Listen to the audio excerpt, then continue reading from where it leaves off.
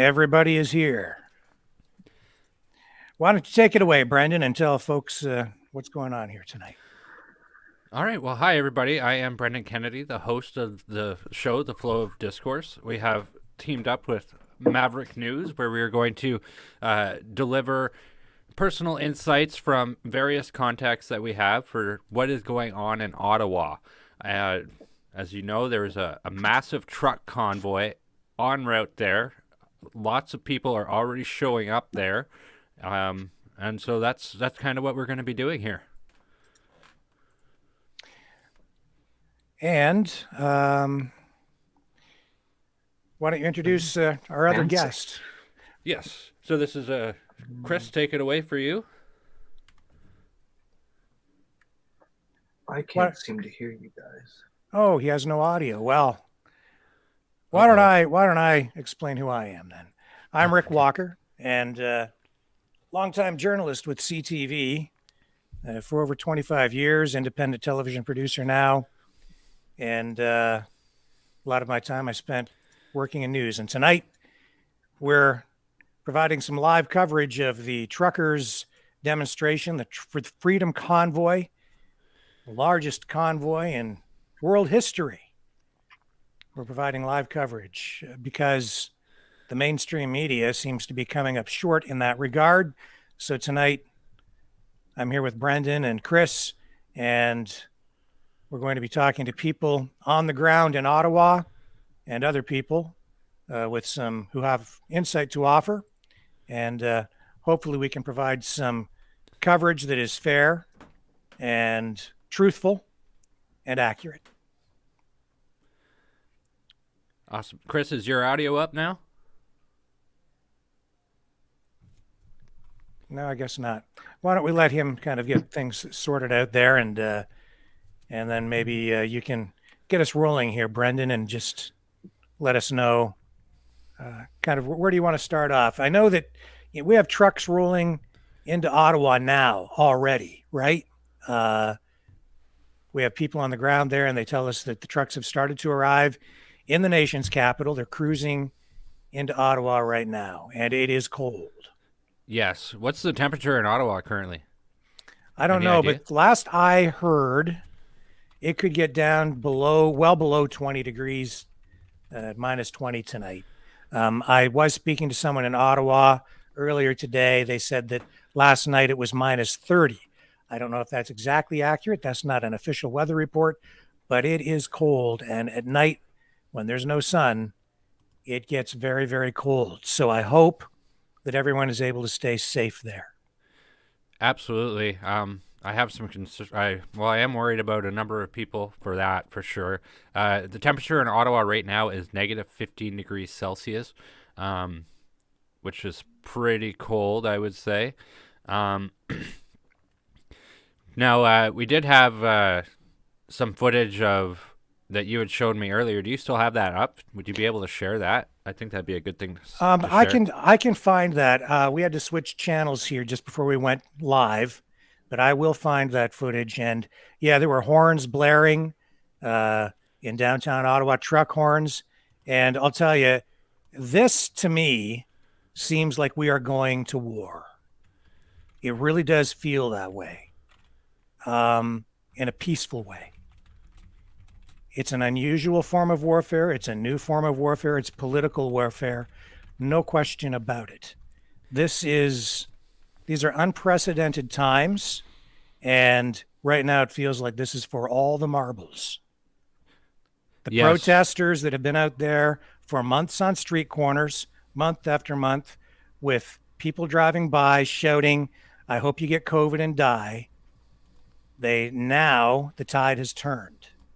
And we have tens of thousands, if not hundreds of thousands of people heading to Ottawa to demonstrate this weekend. And I think that it is potentially dangerous, not because the people are going there to be violent, but as I say, it is cold there. And if these are the soldiers from the pro-freedom side that are going into battle, they're going in the winter.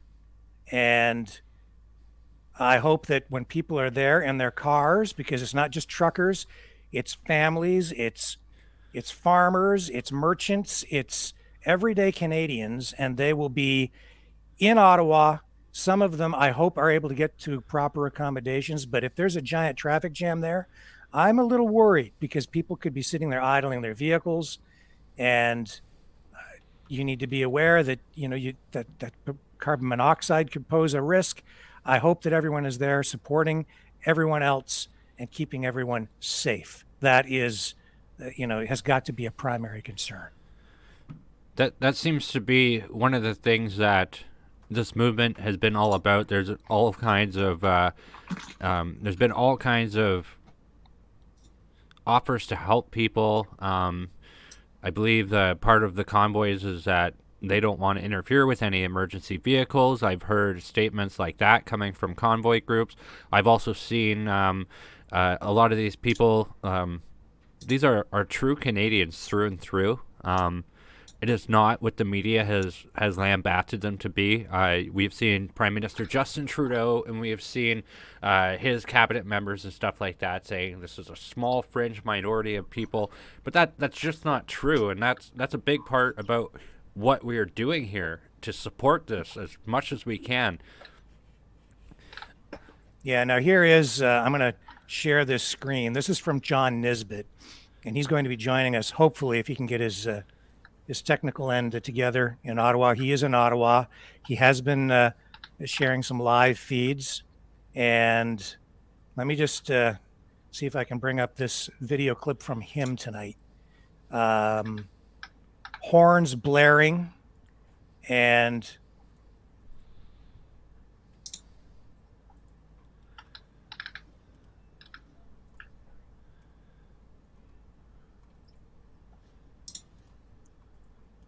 it's going to take me just a second here to find him.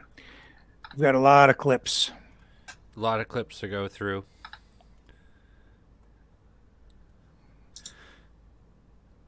Here it is. So Chris, oh, here we go. Okay. Can you see that? Mm-hmm. Okay, Yes. let's roll this.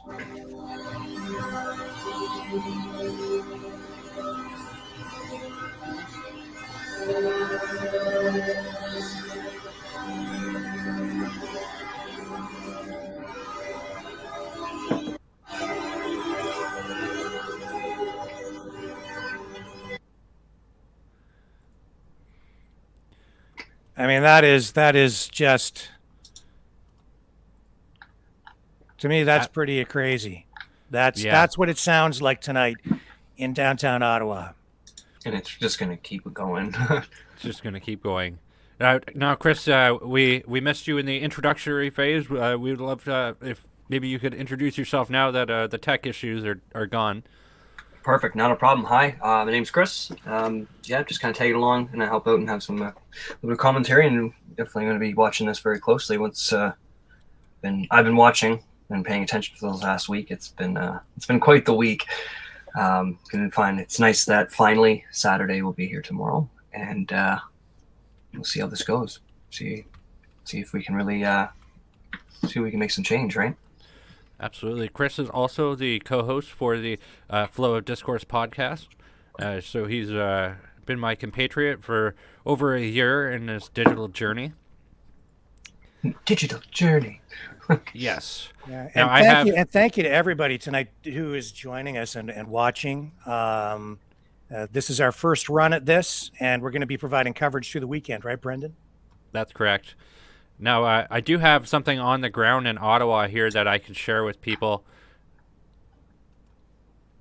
And I think it's worth seeing. So this is out on, looks like Wellington Street in Ottawa. Yeah, I don't see it up on the screen yet, but as soon as it pops up there, I'll add it to the to the screen so everybody can see what's going on. And thank you, Todd Percy. Appreciate the comment. Awesome to see the coverage, he says. All right, so here just a sec. All right, I'm ready to play when you are. It's rolling there, Brendan, so go right ahead.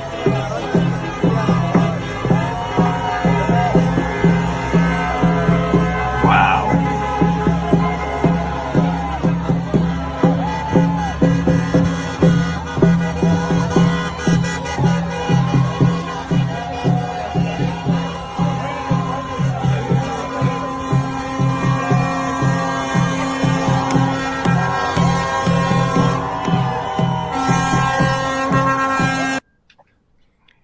And You that know, might, it's interesting.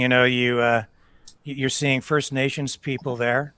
I don't know what band that is, but we've been seeing First Nations people across the country, from sea to sea, coming out to support the truckers as well. yes. Wow. I have a story about that. So, I did with my family. I joined in on a Facebook digital call, and we watched the Pat King convoy coming out from, I believe, all the way out from British Columbia. Uh, and they had driven through my hometown, and so we streamed that with my family. Now, Pat King, he was provided with a Métis sash from somebody's grandfather, and this sash, I guess, has ties all the way back to the Louis Riel Revolution, which took place 1800 and something. But anyway, the point being, like, all kinds of Canadians are joining in with this. This is not a fringe group. I have seen some people and some criticisms against the convoy, but I haven't seen that much. Well, the majority of the comments that I've seen that have been negative have been coming from the media, and they have been going honestly way out of their way to try to smear this thing. And yet, everything I have seen that I've watched organically, any raw video, unedited video, anything I see coming from other sources than the mainstream media, it's all been extremely positive. And it feels honestly very Canadian. Yes. Yep. Have you ever seen the nation this united, like, in a long time? Like, I don't think since 9/11 we've had anything like this. Never. We've never seen this in the country before. And I would say that if Canadians were ever to go to war, and we are going to war in my estimation, this is how Canadians do it. They get fueled up on Tim Hortons coffee, climb in their cars and climb in their trucks, and head off to Parliament Hill to protest. We want change, eh? Come on, give us some change, eh? And not just for our coffee that we bought. Yeah, not that change. No, it's I have to agree with you guys. It's been an exciting week. It's been anxiety-inducing, but in the best of ways. I'm sure we've all dealt with our fair share of anxiety throughout this pandemic in many different ways, in personal life, work, as well as, at the very beginning when we had no idea what was going on, but, just all the frustrations. But now with this, like you said, it is very Canadian. It does feel very heartwarming. I've seen several clips over the last few days, and by the end of it, you have this warm, tingly feeling, and you're just like, wow, you're not alone, because I'm sure everyone's gone through those moments of doubt where they're like, I don't know, this is, I don't know if this is going to work out very good, guys. You know what I mean? But it really does feel like everyone's coming together and unifying, and it is a very good feeling, and just wishing the best for it, right? Some of the criticisms I've seen about the convoy is on Twitter. I'd seen people try to make trending the Karen convoy is what they've called it, which that doesn't even make sense to me.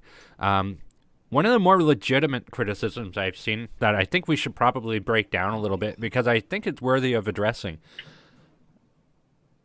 A few months back, so back in October, there was nurses all across the country who were protesting the mandates, and they wanted to keep their jobs, and the people all across the board with it, it was ignored. Like, all of that was ignored. It felt really ignored. There was a lot of protests that happened, and a lot of it that didn't do anything.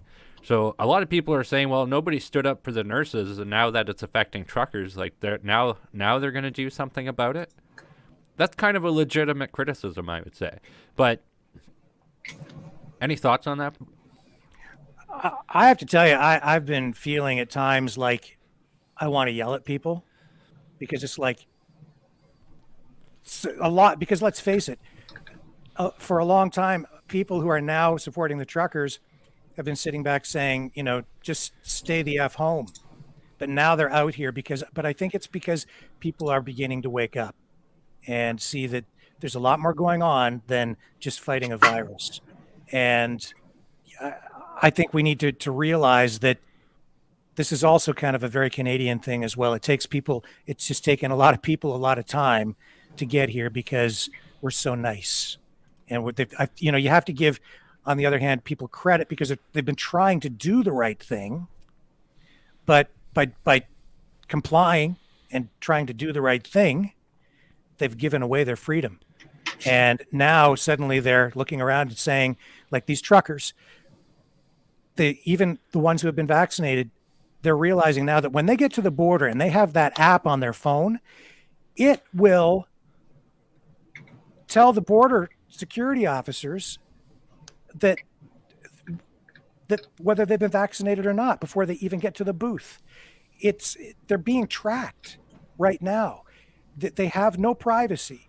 That really, in my estimation, has probably been the end game all along, is to get people to comply, get that injection, get these vaccine passports on people's phones so that we can all be tracked and we never have any real privacy ever again, as long as we live. And I think people are finally realizing this, because if you go back 2 years ago, this was all a conspiracy theory.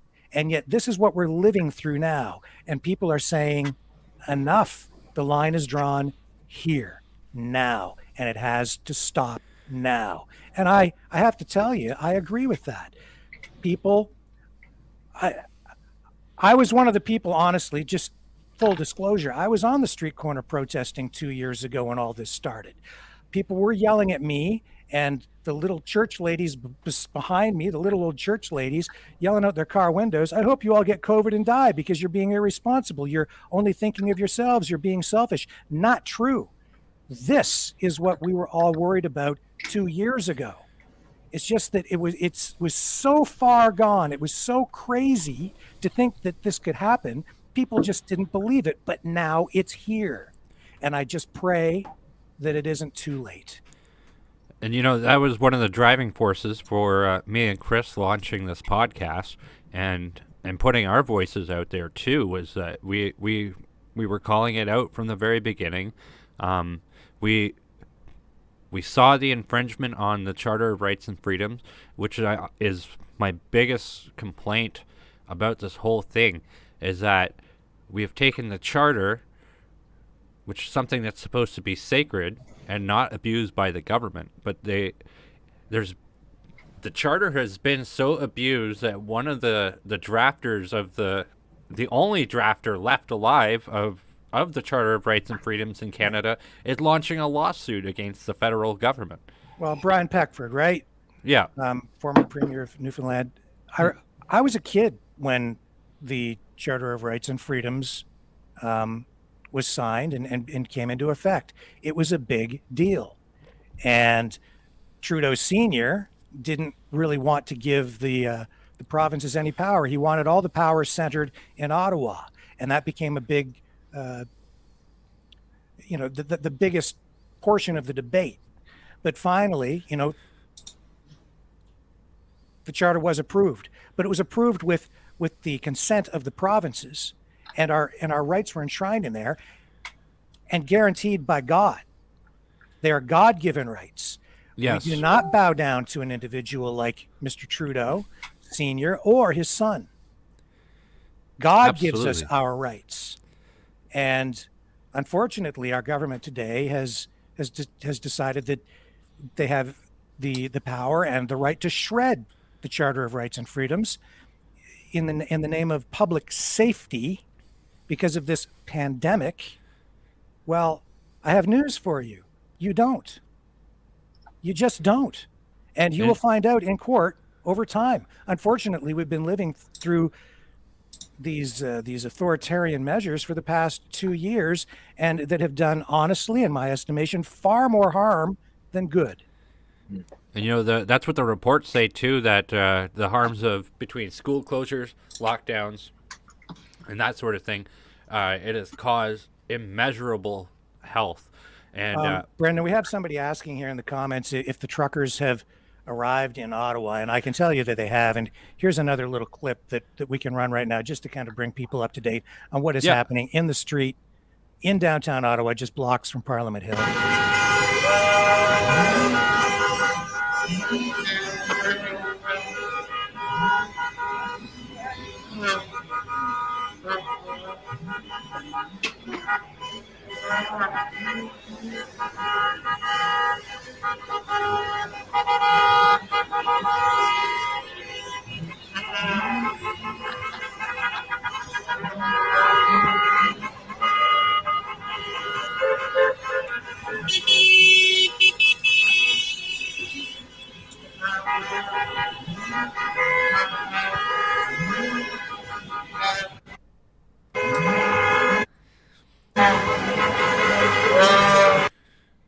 Unbelievable, just absolutely unbelievable.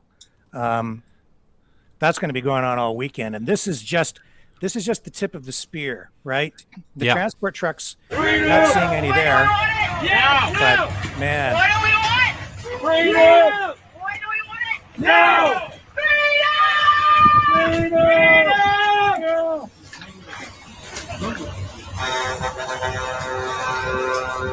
So there's the Peace Tower off to our left. And all the landlords that have come to deliver an eviction notice because the tenants are trashing the place.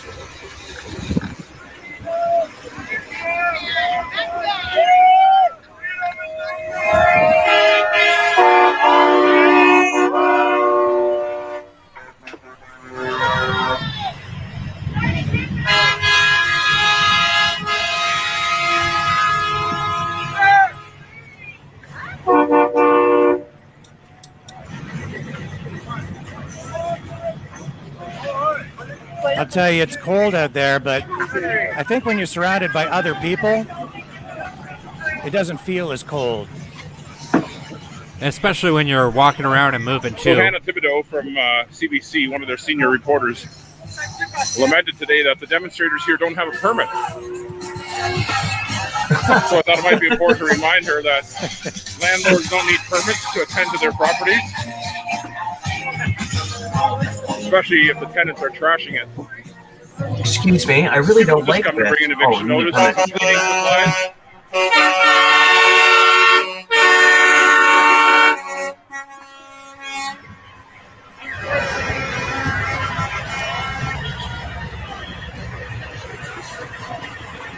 Well, I'll tell you, when we get more trucks down there, it's going to be awfully jammed. You got a good spot here. Good for you. Where are you from? Hamilton?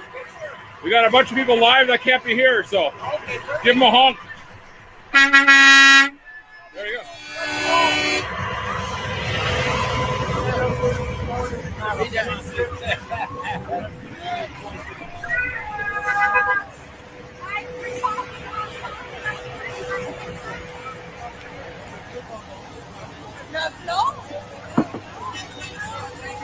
And there's where we're going to be seeing some of the speeches over the weekend.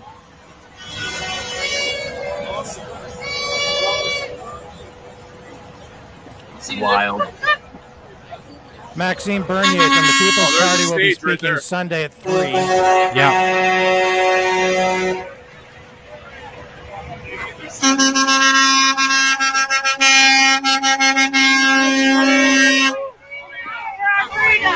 Oh, I love it. I love it. There's Pastor Henry Hildebrandt from Elmer. How are you? Val? Good to see you.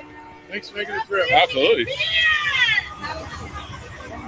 I believe this is actually his feed that we've tapped into. Good evening.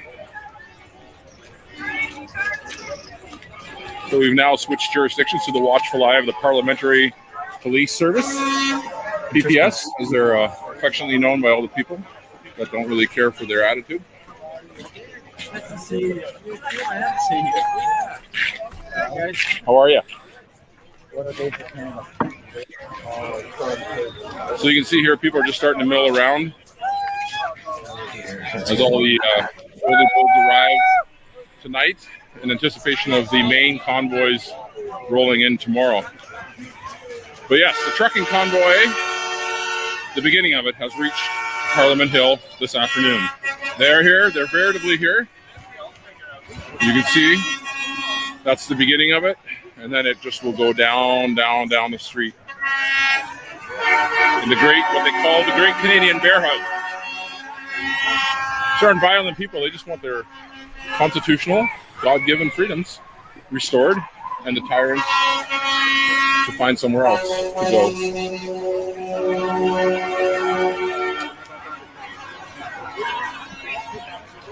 So I'm going to cut this off here shortly. If you have any questions, please comment, and I'll try to answer them. If not, in a couple minutes here, we'll cut the feed for now as I shadow Pastor Hildebrand and tour what we feel is going to be the most historic, precedent-setting event in possibly Canadian history since Confederation. This is United Canadians like nothing else in living memory has ever done. So people are asking if they'll be camping here. Many of these truck drivers are here for the long haul. They're setting up different ways. They're going to be, some are sleeping in their trucks, some will be sleeping in RVs, some are going to homes, but they plan to be here for a long time. And as someone said, it's really the most Canadian way to do a revolution, isn't it? When it's the coldest week of the year. Herbert, how you doing? Good yourself? Good to see you.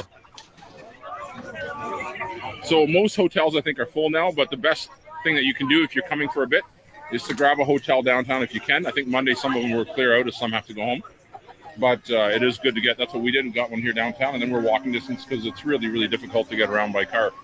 But it is still doable, so we'll see how long.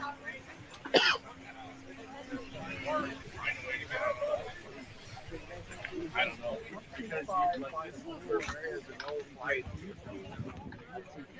I suppose it is the most Canadian way to do it when it's the coldest weekend of the year, right? In the center block. Yes, it is going to be Under absolutely long-term chill there. renovations right now.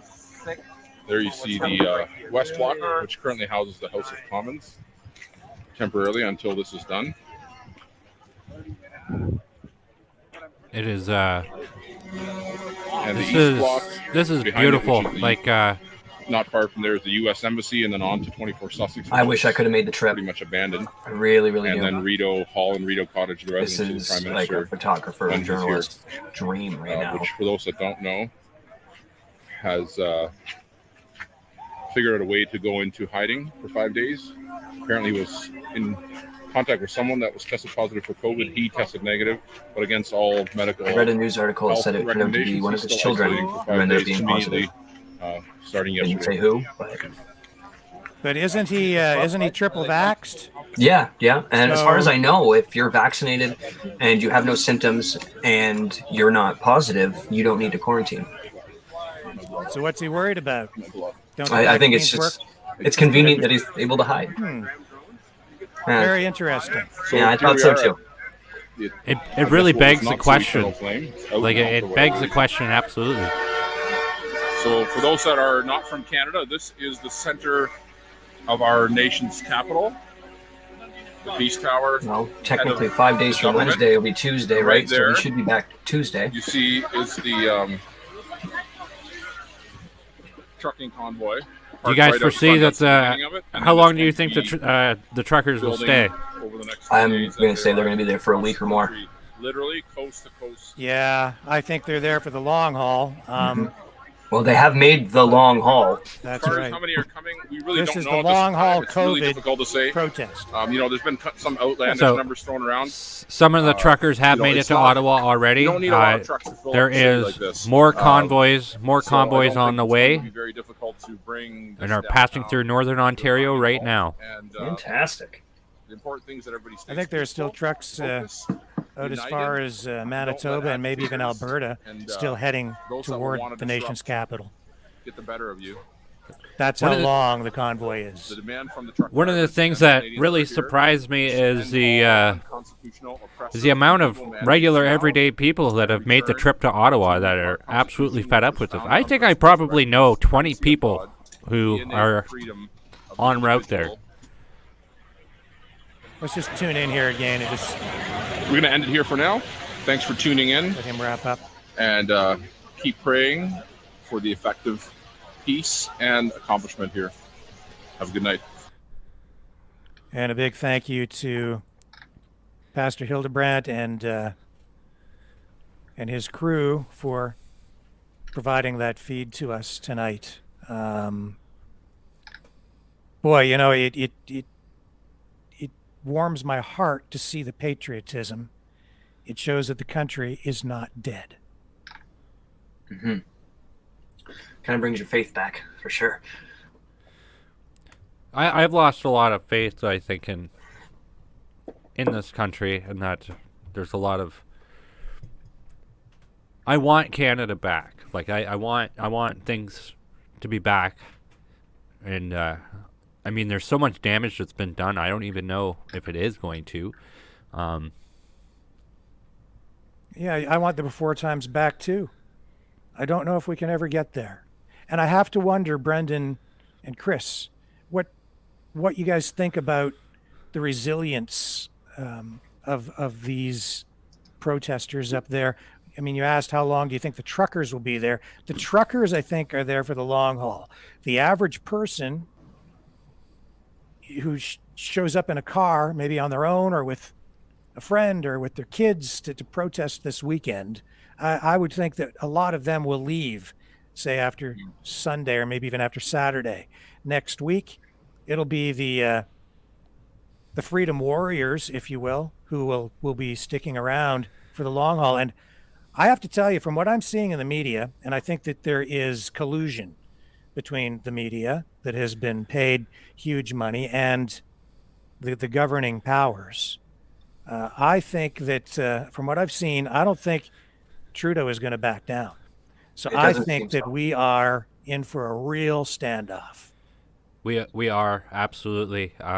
Actually, we do have a clip here that we are going to go over in the next little bit about what the government plans to do without 16,000 additional truckers out there. These are the people who bring everything to your store. If you don't have them, then there's something that we could poke at with that in a moment here.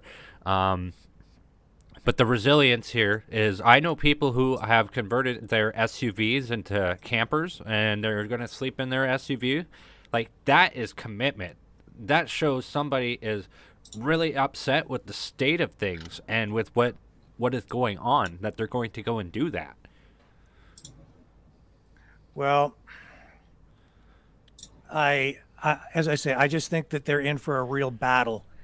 And the question is, what leverage do the truckers really have? So the question is, I mean, it's a peaceful protest, but it's cold. And I think Trudeau is prepared to let them sit there and freeze.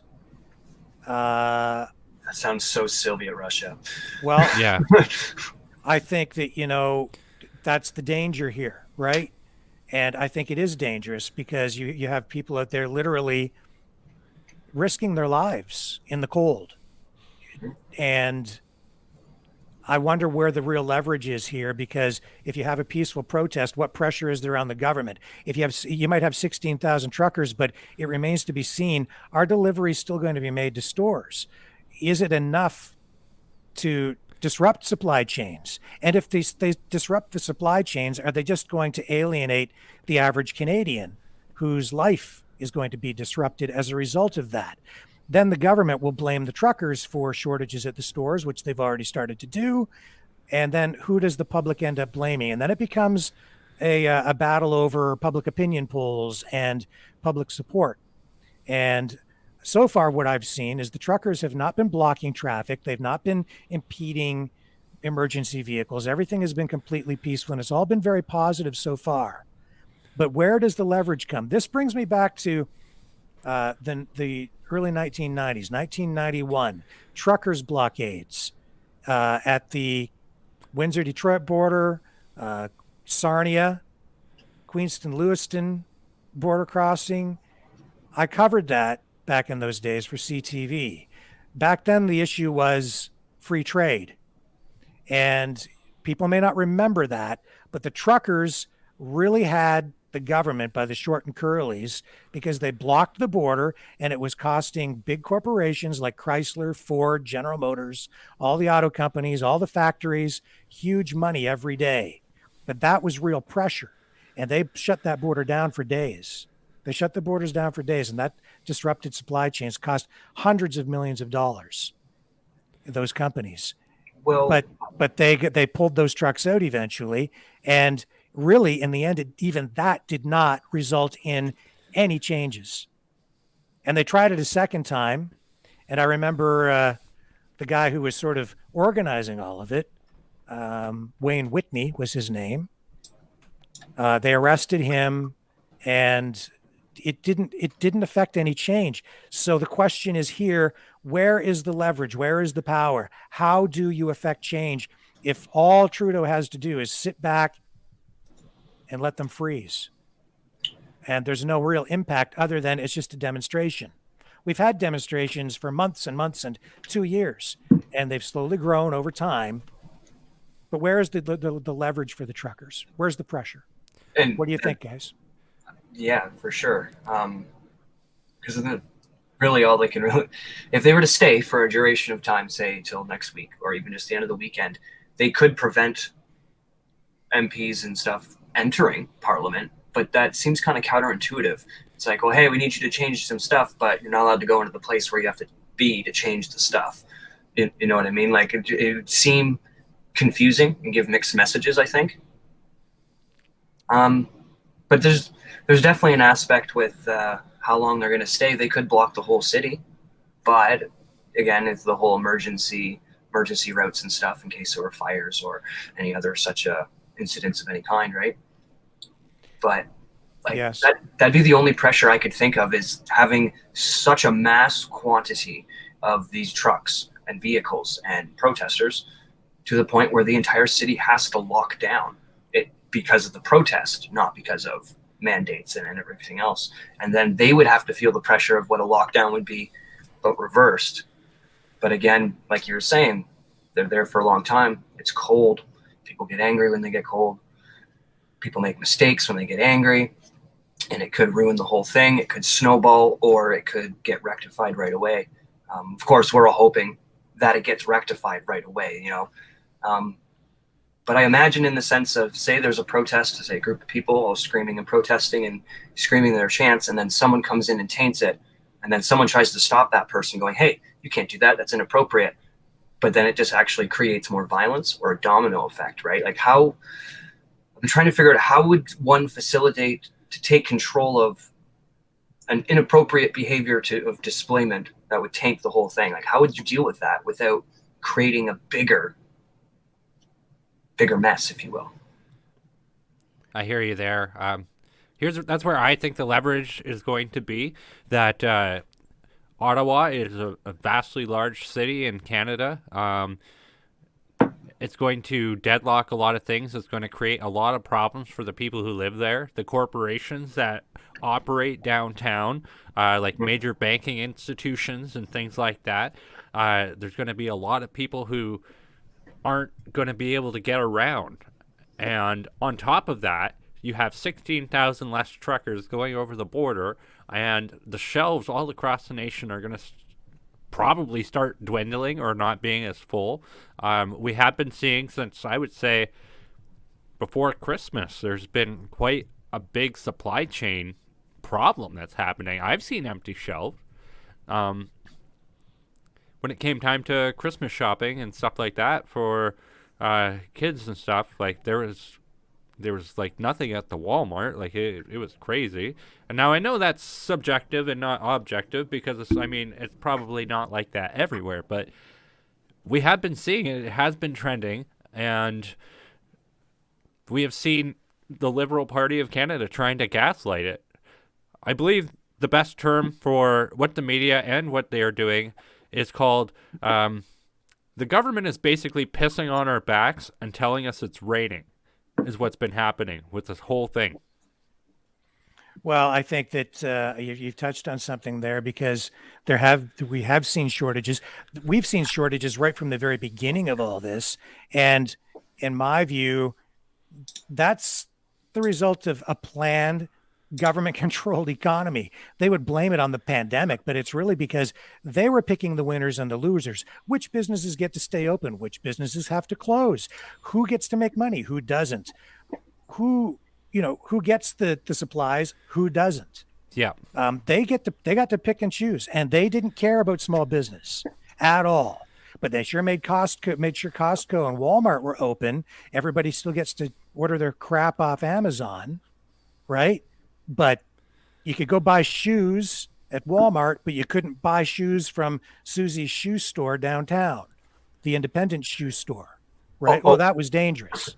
Also, there was that time where they had, like, in the big box stores, they were limiting places. So they would literally, you'd walk in and it'd be like, oh, well, you can't buy the baby clothes because that's not essential, or you can't go get this. And it's right here. I just gotta grab it. And because they said, yeah, we have to make it fair, right? We have to. Oh, you're right. The Susie can't sell her shoes, so Walmart can't sell shoes either. So in true socialist fashion, it became equal misery for all. And you'll have nothing, and you'll be happy. Yeah. Yeah. Well, there's nothing on the shelves now. Actually, I do have a clip here that I did want to provide and play, and we can do commentary. But this is what the Liberal government is basically planning on doing. So if you're okay with me taking the floor on that. Of course. I don't have it up here, Brendan. You'll have to. Yeah, I'm putting it up. Putting it right now. Excellent. There we go. I'll add it. All right.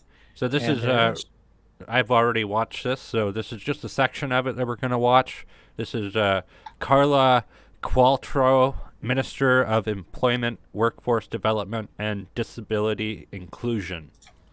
The latest number we have from the Trucking Alliance is an estimate. It says about 16,000 truckers may not be able to cross the border. That's not a small number. So how do you keep that from impacting already struggling supply chains? Well, I think it's by continuing to educate truckers, continuing to work with the CTA, working with provinces and territories, maybe changing routes so people who aren't vaccinated focus on within Canada distribution. But as I said, the supply chain is most at risk from COVID, not from this issue with truckers, as important as it is. And labor shortages that may result from this are much more threatening due to workplace or community outbreak than, again, from this particular issue. The Canadian Chamber of Commerce and the Manufacturers Association are a bit more concerned, it seems, than you are, and they actually want your government to press pause on this at this point. Is that completely off the table right now? Oh, please don't take me as saying I'm not concerned. I'm just saying that I think that the bigger threat to the supply chain is COVID. The bigger threat to labor shortages within our economy is a sick workforce, is a workforce that can't work. I'm not saying this isn't an issue at all. I apologize. There is no intention right now of putting pause on this, particularly as we do this in lockstep with the U.S. But again, we're doing other things within our government, like our Supply Chain Summit next week, to address supply chain issues, which are real. And as we said in our statement with the CTA, very of concern to truckers and to industry. We are. So there you have it. That is how the government feels about it. Now, what do you think about the answer there? So it seems to me like she was gaslighting quite a bit. And then she had to come back in and be like, oh, well, yeah, I mean, I am concerned. But I think that curtails they have no plan for any of this, and that the Liberal government would very gladly love to see everything turn to crap. I think they're just hoping really bad that it doesn't turn in, or they're worried that it's going to turn into something like last January. I think that's what their main concern is. They're like, oh my God, we can't let that happen, And honestly, it's ridiculous, but I can understand. What you mean, that they're worried that there's going to be like a January 6th? Kind of. I think that's what they're worried. Like, oh no, this could lead to this. I don't think they're worried about it. I think they want that to happen. Well, it's a justification. Right. That's what they're hoping for. Yeah, it would be the media's wet dream. They're trying to make it happen. Yeah. They're in the pot. Yeah, they That's are. what they're doing. No question. They've ignored everything, and then now they are going to put all that stuff kind of back on the front. So, but the problem is we have ministers, we have ministers and other people who are saying these things, and it's absolutely terrible what they got going on there. And I believe the Minister of Transportation, he came on and he basically said, oh, this is a small fringe group of racists and terrorists and that sort of thing. Well, you know, the other thing that yeah, racists and terrorists is it. And I know, like, what do you even say don't to forget that? misogynist. Yeah, You left don't that forget. out. God, can't Okay. leave the labels. Sexist, very sexist. How many more isms can we throw in here? Will we get more privilege points if that's the case? Well, Okay, come on. so Dude, when I'm did going. this- I'm Go gonna ahead, step. I'm Brendan. gonna step into the back room here. I'm gonna try and get our first guest to come on. So I just need to make a phone call to them, and then I'll be right back. So you guys hold the fort. Okay. All right. Well, you know, yeah. Sorry, go ahead.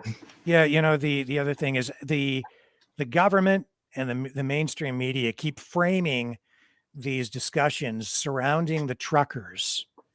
They keep framing it around the economy and supply chain shortages, and the reason that there's so much concern surrounding all of this is really because I've heard this said over and over again. It's because supply chain shortages can fuel inflation, and so that's maybe why we should look at a temporary exemption for these vaccine mandates for truckers. And they are really missing the point here. Mm-hmm. Mm-hmm. They're deflecting at that point. Well, you know what, man? I'm going to play a clip here, and I'll tell you, this clip sums it all up, and this is the real reason the people are out there in the cold protesting. Okay? This lady right here. Hello, every single one of you.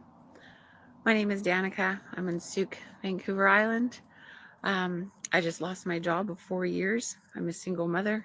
I have a mortgage, truck payment, just like many other people out there that have lost their jobs. I just cannot express my gratitude and my thanks. And every time I'm watching anything that's going on, I'm emotional, so emotional. And I wish you guys all the best. I will be at the legislature, the Parliament buildings in Victoria on the 29th, trying to support in any way I can with my kids. I love you. Thank you for giving us hope and just doing everything that you can. Please be safe, and you have my family's support and gratitude. Thank you. Thank you. Wow. That's what it's all about. The damn government. You remember back when they were talking about the carrot and the stick? Yes. And they were trying to hang on a second here. I have to get rid of that. It's like, what's going on? The damn government, the carrot and the stick. They talked about trying to entice people by giving people kids free ice cream or lottery tickets and entice people with the carrot to get the vaccine. But then it got to the point where it's like, now it's time to take out the stick. And what are they doing to Canadians and US citizens as well to some degree, right? But what are they doing to Canadians, like that lady, Danica, that we just saw? They took out the stick and they beat the living shit out of her.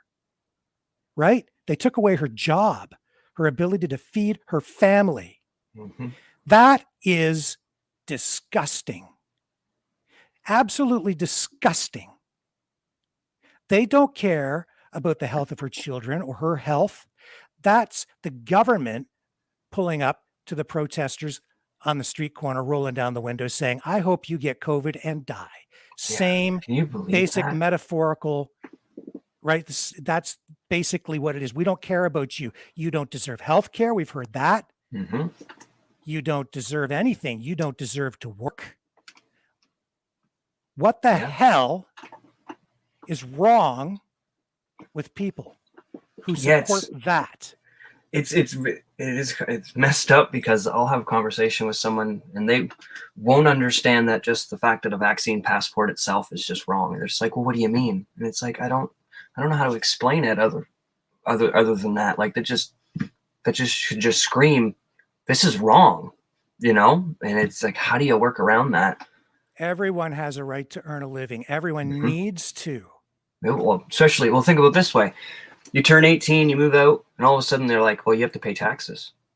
Well, I didn't ask for that. You guys how do you pay taxes? You have to go to work. If you don't go to work, you can't buy food, you can't buy a roof, you can't pay your taxes. Well, all the other things aside, if you don't pay your taxes, well, you'll get a roof and you'll get food. It's just, it'll be on the tax dollars instead of ours because you'd be in prison. It's silly. If you pay taxes, you have a right to participate in society. Mm-hmm. If the government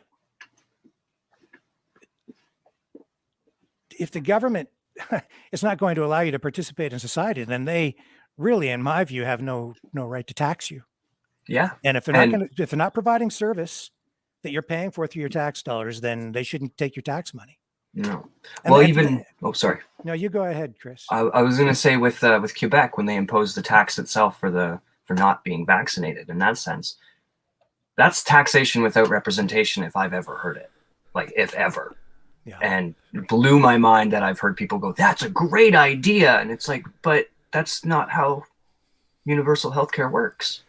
That's not right. It's a punishment. It's a fine. It's not a tax. Well, you know what happens when you beat people to a pulp with a stick long enough? They start to push back, and that's what we're seeing in Ottawa. And Brendan, I think you have a guest to introduce. Yeah, so I just got off the phone with Liz Valley. She is the former PPC candidate for Chatham-Kent-Leamington. She is live in Ottawa. Hello! Hello! There she is, all decked out in purple. The purple wave is in Ottawa. Yes, so, it is.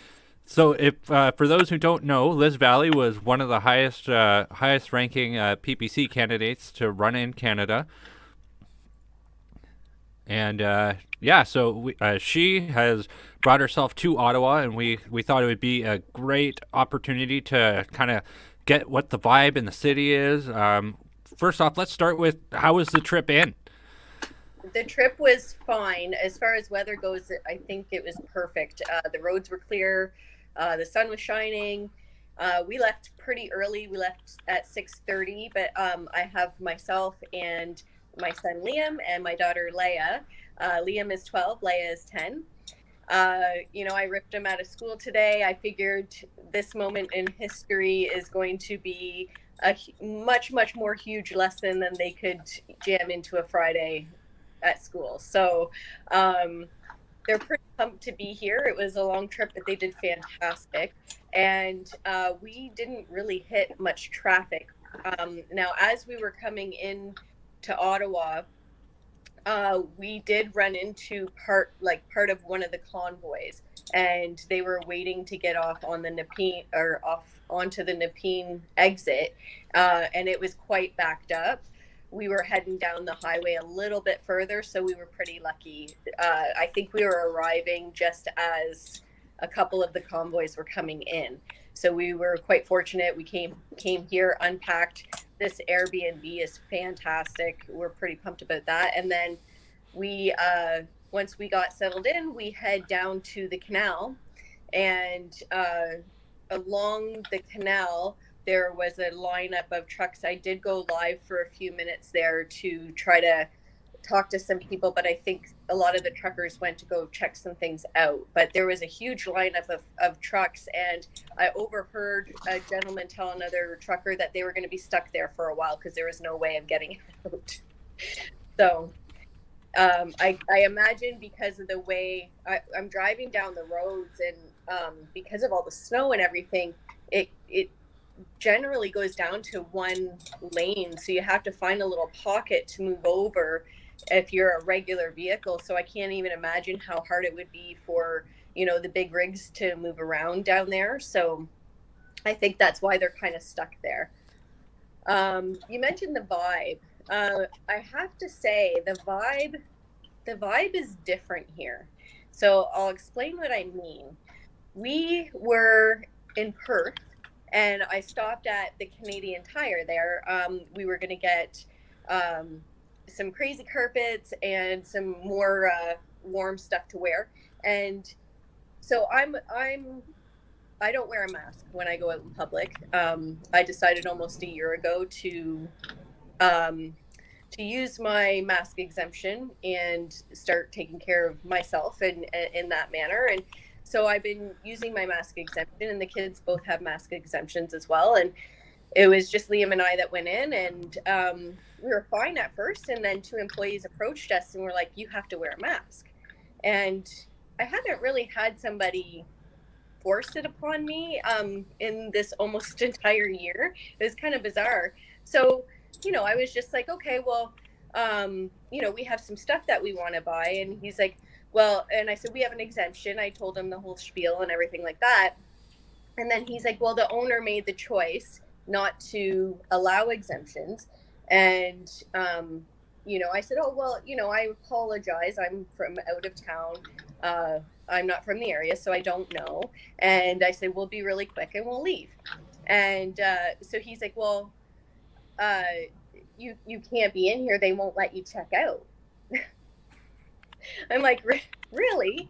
They won't let me check out with my stuff. We're holding stuff. And he's like, no, they won't. And I said, well, what are we supposed to do? And so he said, well, you can order online. And I looked at my stuff, and he looked at me, and he's like, well, will you wear a mask? And I was like, I don't have one because we have exemptions, right? And so then he's like, if I give you one, and I said, you know what, we're going to be really fast. That's fine. I'll put one on, because if I left there without crazy carpets, Liam would have been off. So I wasn't going to have that. I was going to set my pride aside for a moment and do that. So we both grabbed a mask from him. And he's like, besides, a bunch of the people in here are going to get very angry with you. And I said, well, that's quite bizarre. And he's like, well, it's the rule anyway. And I said, well, actually, that's not the provincial bylaw. And he started to yammer at me. So I just said, listen, we're going to cooperate, so don't worry about it. And then he just kind of went and got the mask and gave us masks, and we got out of there as quick as possible. But also, as far as culture goes, I heard one of my trucker buddies was on a live, and he was saying that people were quite rude to him, hissing at him. I saw him post something about a school bus going by, and the teacher in the school bus giving him the finger with a bunch of kids in it. Yeah. Wow. On the radio, Yeah. the radio Role models. crazy.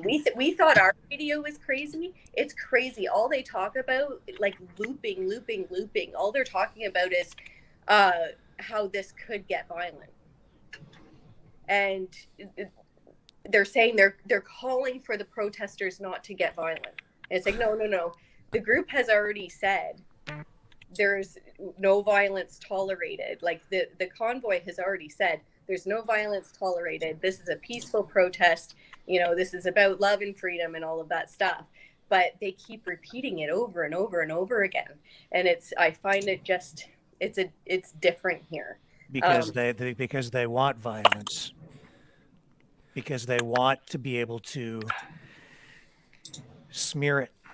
So also, one of the things that struck me that they said was the small businesses downtown could possibly be worried about the protesters turning violent on their businesses, and saying they've given them information on how to operate safely, and it's going to be up to them whether they're going to open their doors or not.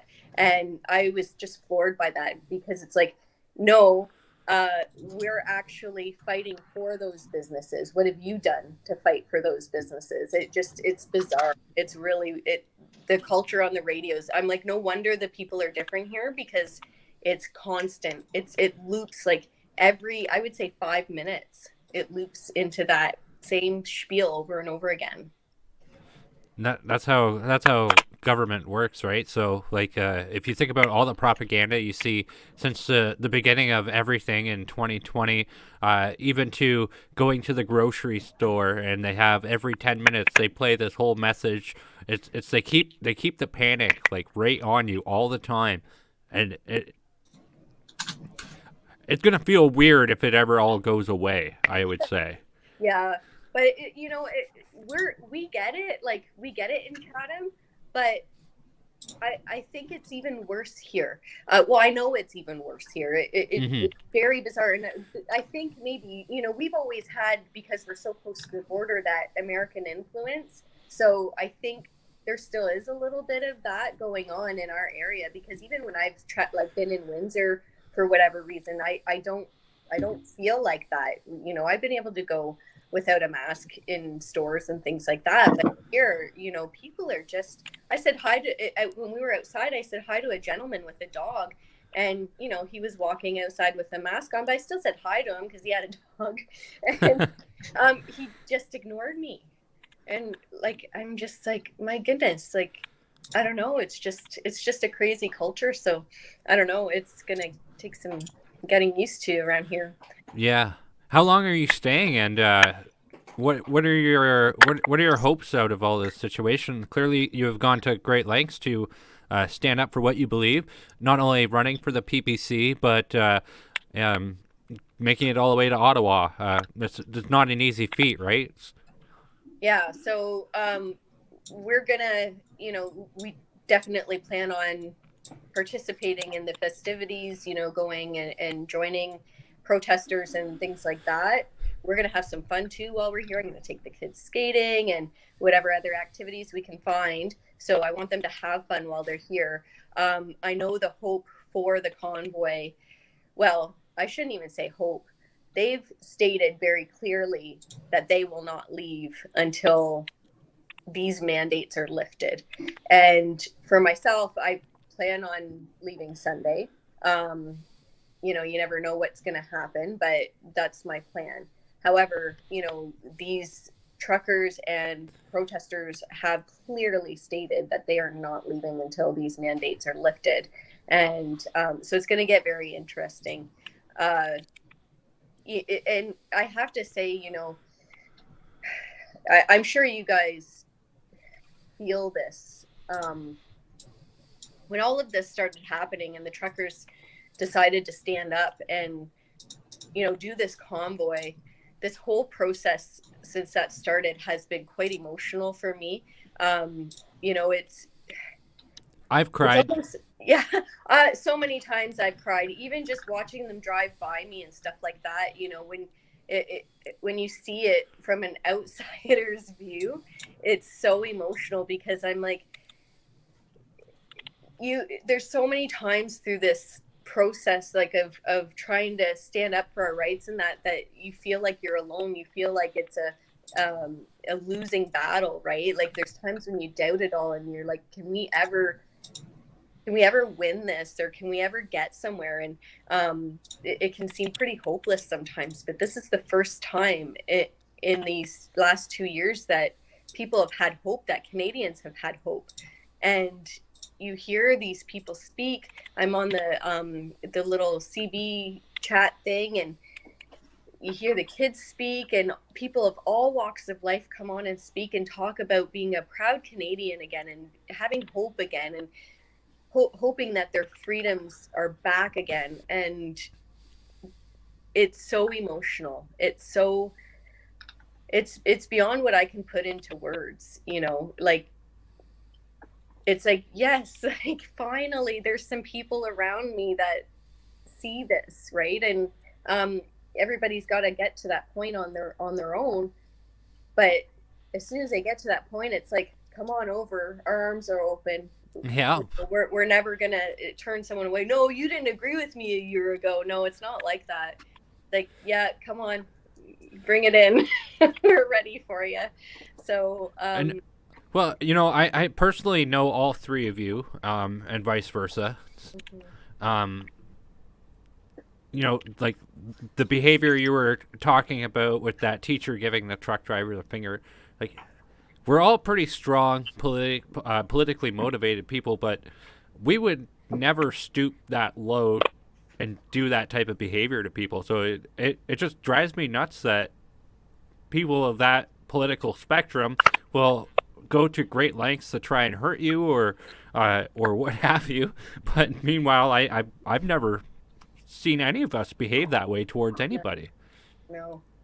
I've had a lot of hate towards me, and some pretty vile things said to me, said about me, and those things. And, you know, in those situations, I've learned to have thick skin, but I worry because not everybody is used to having mud thrown at them like that. And when it happens to somebody else, everybody's struggling so hard during these times. And I worry when people are being cruel like that to others, or when they fling it towards me, you know, I'm like, I can't allow you to do that. Like, there was a long time, especially during the campaign, I just took it, right? Just took it on the chin all the time. But at this point in time, I won't anymore, because we have to stop allowing that behavior. We have to stop it in its tracks, because I don't want somebody to treat somebody else that way and that be the thing that throws them over the edge or throws them in a downward spiral into depression or worse, you know, and that can happen. And people need to get a grip. I think you've tapped into something there, you know, like if you think about it, a lot of people have been abused. The government has endorsed that and encouraged it. Yep. Abuse these people if they disagree with you. If they're not vaxxed, you get to abuse them. Yep. Verbally, you know, and I'm afraid that it's going to, you know, even turn into physical abuse and maybe more.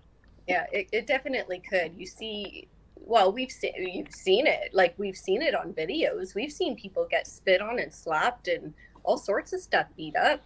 Well, our friend Terry got beat up in the ATM, in the bank, in the spot where you get money. And that was like earlier on. That was, I think we'd be coming close to a year in the spring, I believe. He got beat up in the, well, not, he didn't get really, he got injured. He fought back though. Somebody assaulted him. Somebody assaulted him and totally started it. Like, he was minding his own business. So, you know, and we're months and months from that. So it has escalated from there. And you just see the way that Trudeau carries himself and the way he speaks about us. There's violence in his voice. Should we tolerate these people? Like, right. Come on, really? No, it's definitely been great. See, I think somebody circulated a meme some time ago. They said, what's the difference between Justin Trudeau saying these people and Don Cherry saying you people? That's a great one. Yeah. Like, what's the difference? There is no difference. Don Cherry any day. Oh, I'd love to hear him do a shout out. That would be great. He should hold off though, because let a few days go by. So once morale starts to kind of go down, then Don will come out and be like, "Let's get him," and everyone will be like, "Yeah," you know, and rekindle the whole fire. It'd be great. Sunday would be the perfect time. Well, Liz Valley, I definitely appreciate you coming on and helping us out. And we look forward to connecting with you and updating anything that you have going on tomorrow. And we'll definitely be looking into your live streams. Awesome. Thanks, Brendan. Thanks, guys. Take care. Thank you, Liz. See ya. Thanks, Liz. So there we have it. We have Liz Valley out of Ottawa. People are starting to roll in. Yeah, I have to sign off here for just a minute, guys. I have a new puppy, and he wants to play. Oh, so I have to take care of him for just a moment, but I will be right back. Have fun.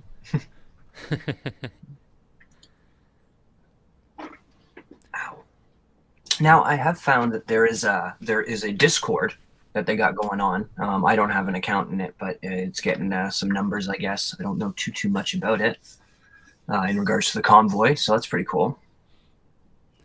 Yeah, this is going to be so huge. Now, let's see here. Maybe I can share something else here that's going on. I got a clip here. It's a little 30-second clip of Ottawa earlier today. But we won't be able to do too much without the host unless you got like admin controls here. No, I do not. So we could just carry it from there. We'll have to wait for Rick Walker to come back, Fair enough. which he will be in a moment. Well, I guess we could take the time and go through some of these comments. Yeah. Great idea. Thanks, guys, for staying tuned. It's great to see this much attention already. Definitely keep sharing. I don't know if there's a like and subscribe or anything with this kind of stuff, but definitely stay tuned and share. Tell your friends, tell your dog, tell your family.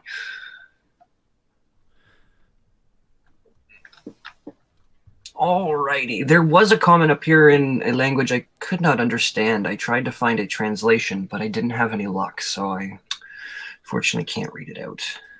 But it ended on a positive note, so I have a feeling it was in support of. Adam Provencher says liberalism is a mental disorder. I'm not sure if that's... Do you Not think 100% sound, but, not 100%. And here he is back, Rick Walker. So I do have a clip I can share here now. So this is from my hometown. And I'm just going to share my screen.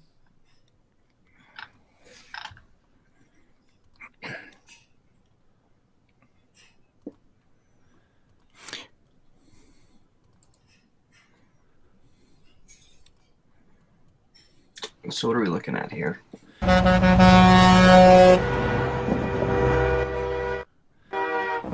This is the Bear Hug Convoy, which is being run by Pat King. And it is just hit Northern Ontario today. So to give you an idea of where we are, so where these people are standing is a very remote area. There's like nothing around it. And they've gone to this location to greet the truckers.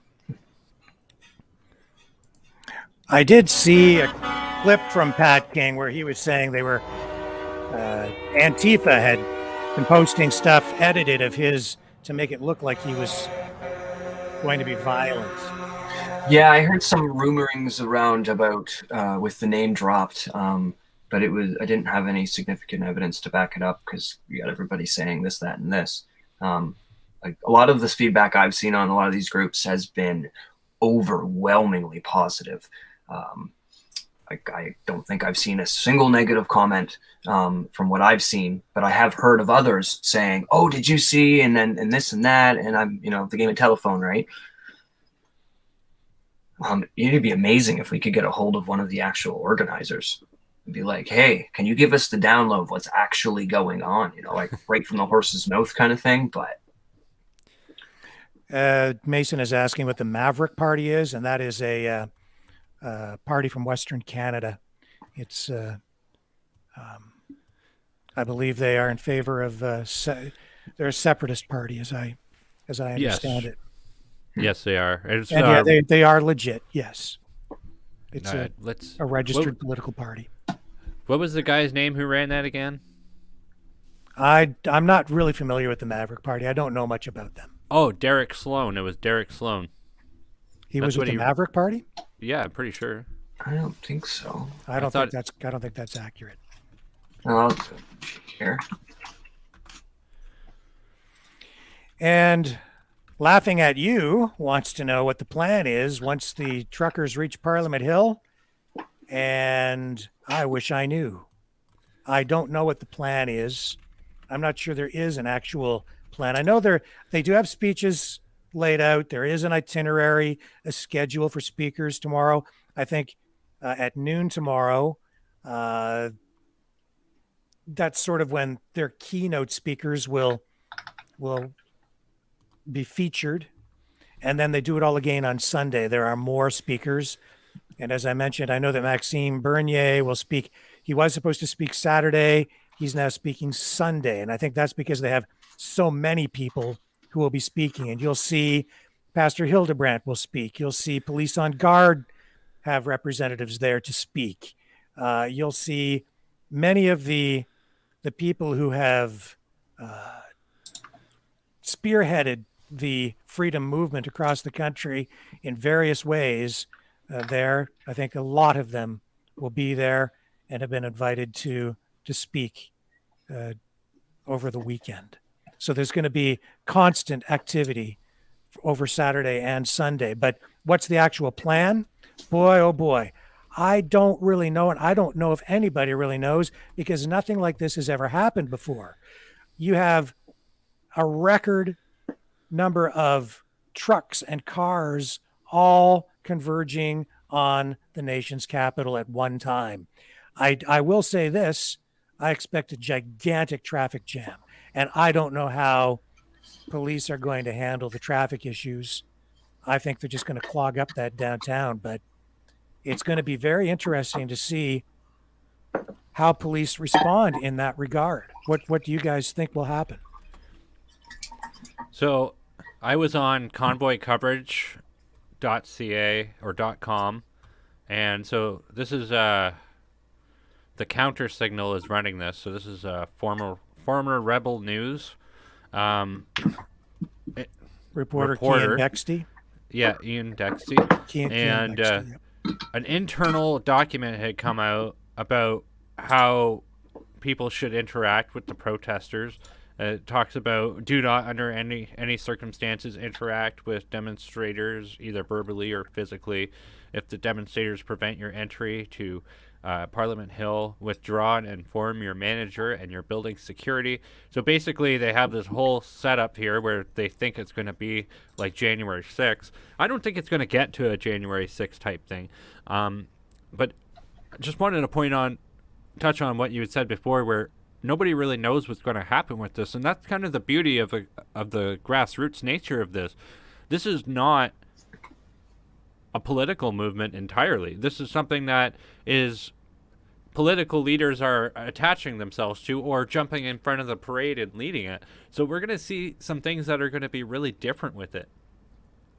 This has never been seen before in Canadian history, like nothing this big. We have had other truck convoys go to Ottawa in 2018, but those were much smaller, I believe, than these ones.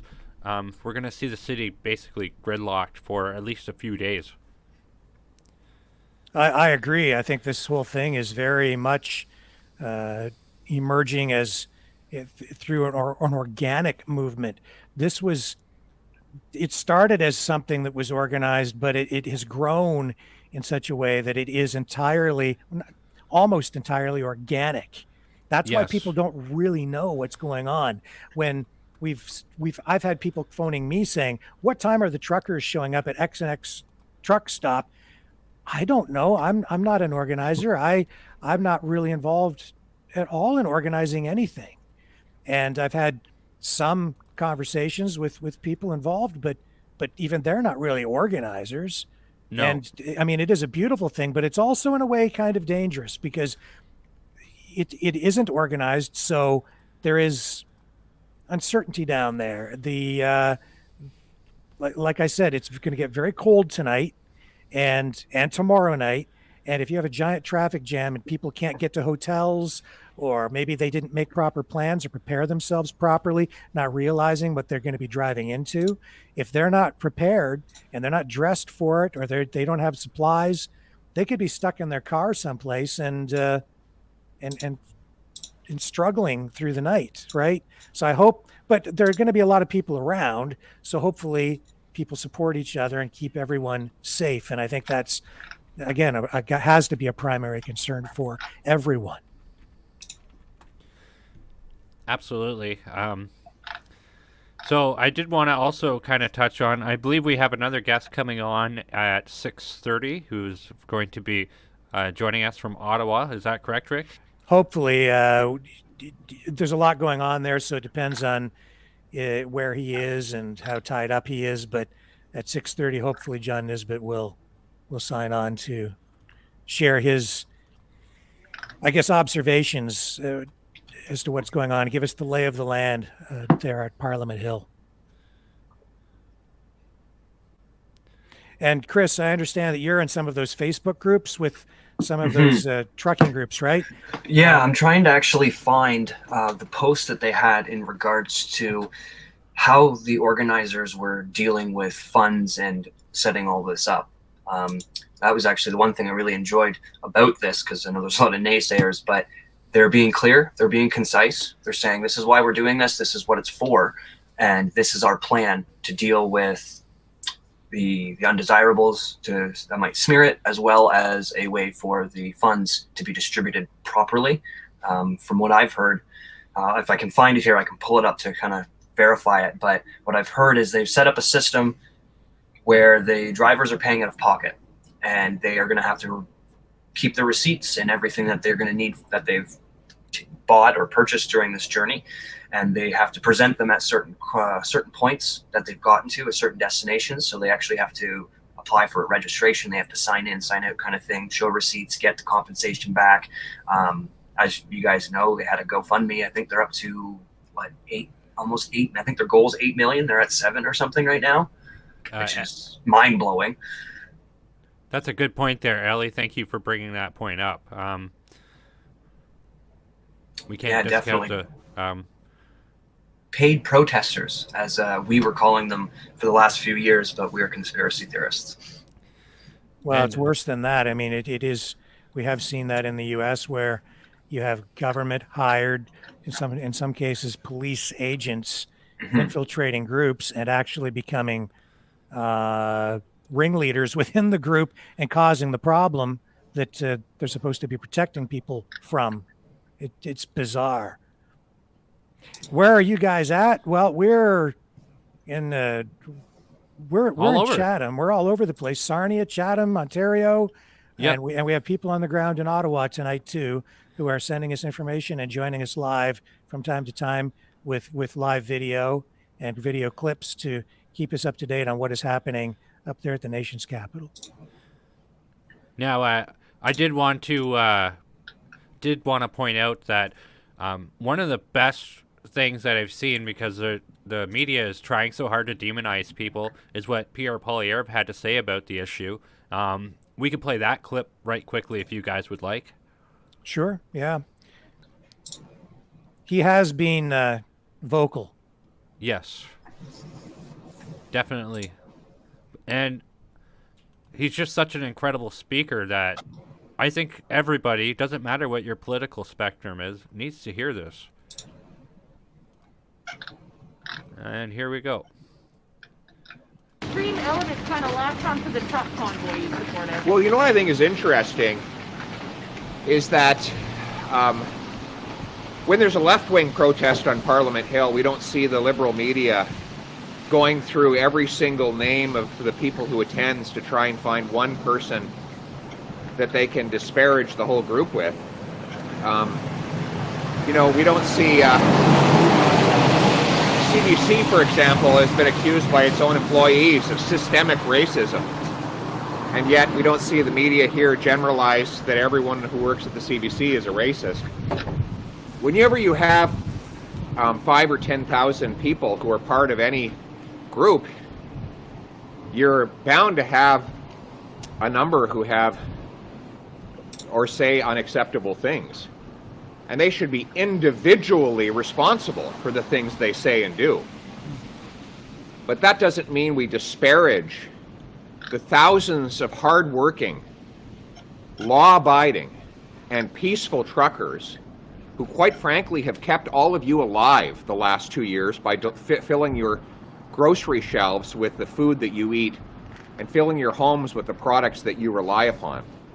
So I think that it is possible to hold individually responsible anyone who says or does anything unacceptable, while showing support for the hardworking, law-abiding, peace-loving truckers who are fighting for their freedom and their livelihoods, and on whom we have depended for our very existence over the last 2 years.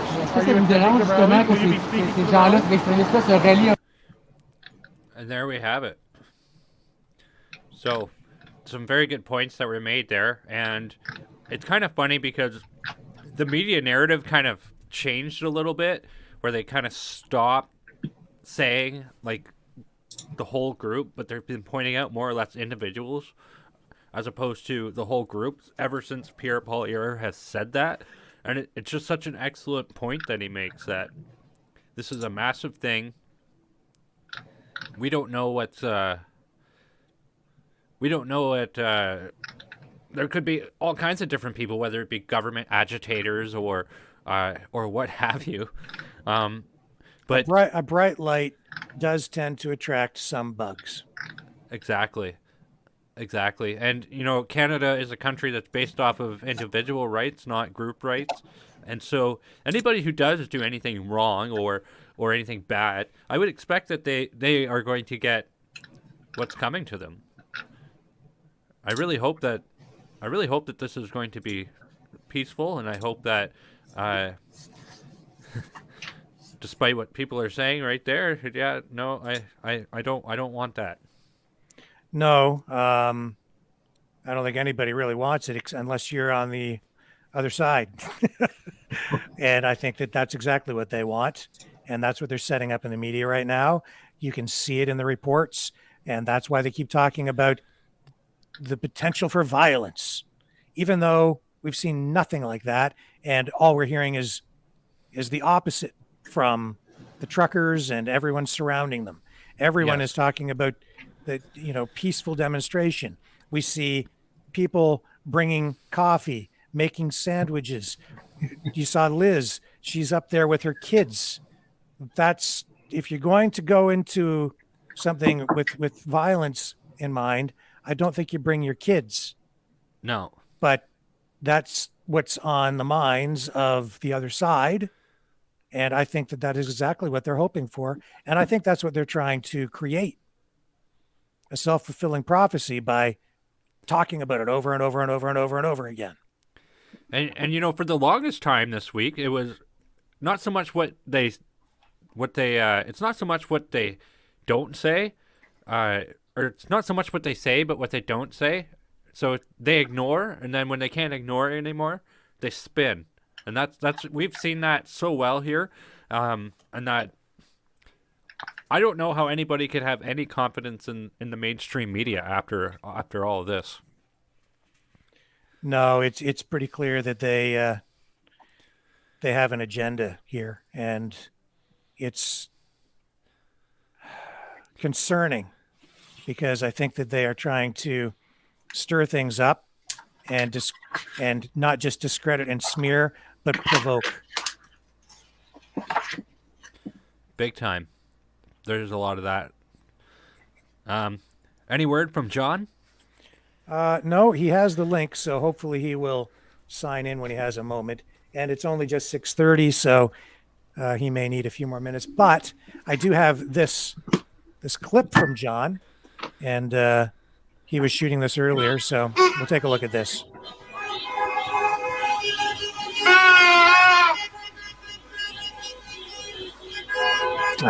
Now, while this is playing, just so we are fact-checking some of the things we said earlier there, about the Maverick Party, Jay Hill is the leader of the Maverick Party. Right. And Derek Sloan is the leader of the Ontario Party, the party that he had made. Right.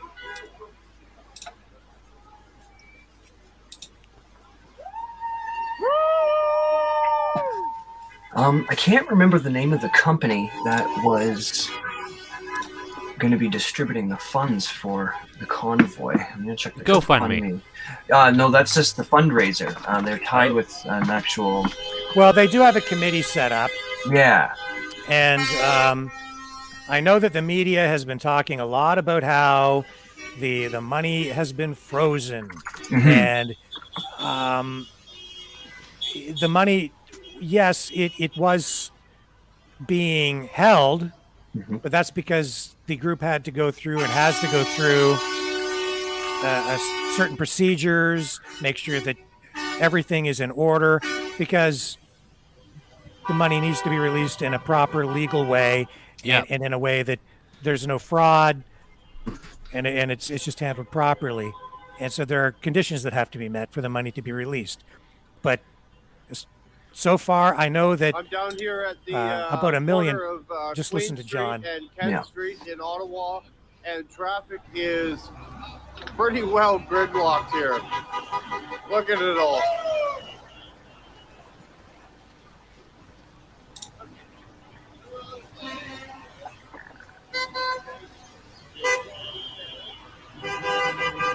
I hope nobody has to order pizza this weekend.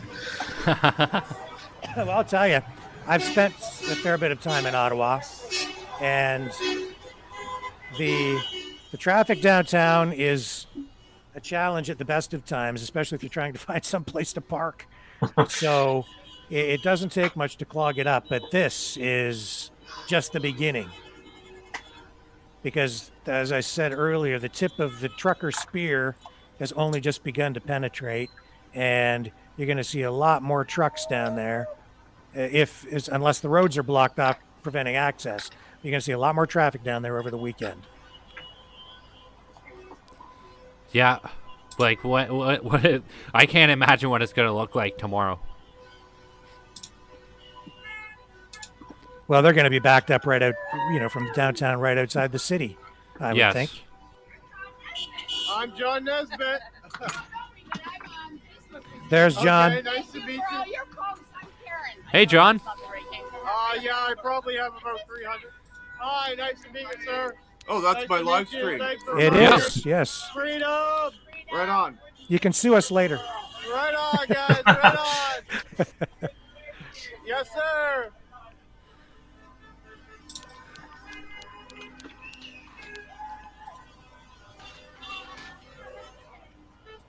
It's just outstanding to have this footage, John. Why don't you tell us what was going on down here tonight? Just describe what's happening. Well, since about 1 o'clock this afternoon, it's just been nonstop horns. The horns are still going outside my hotel here at the Marriott. The streets are just pretty well total gridlock.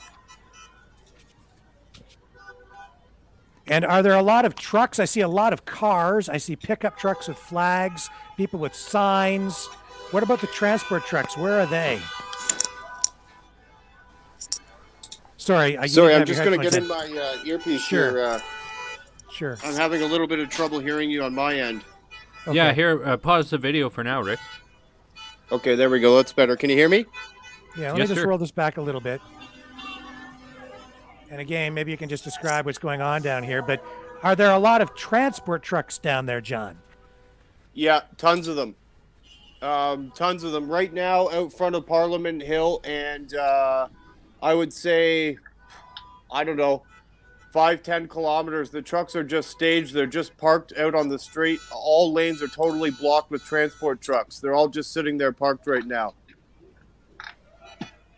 So this is really just the beginning, right? I would think it's going to get a lot more congested. We're going to see a lot more trucks. Yeah, I would say today is just a small dose of what we're going to get tomorrow. Tomorrow, we're expecting a lot more trucks. And what are police doing to control traffic? Are they blocking access, preventing access any place?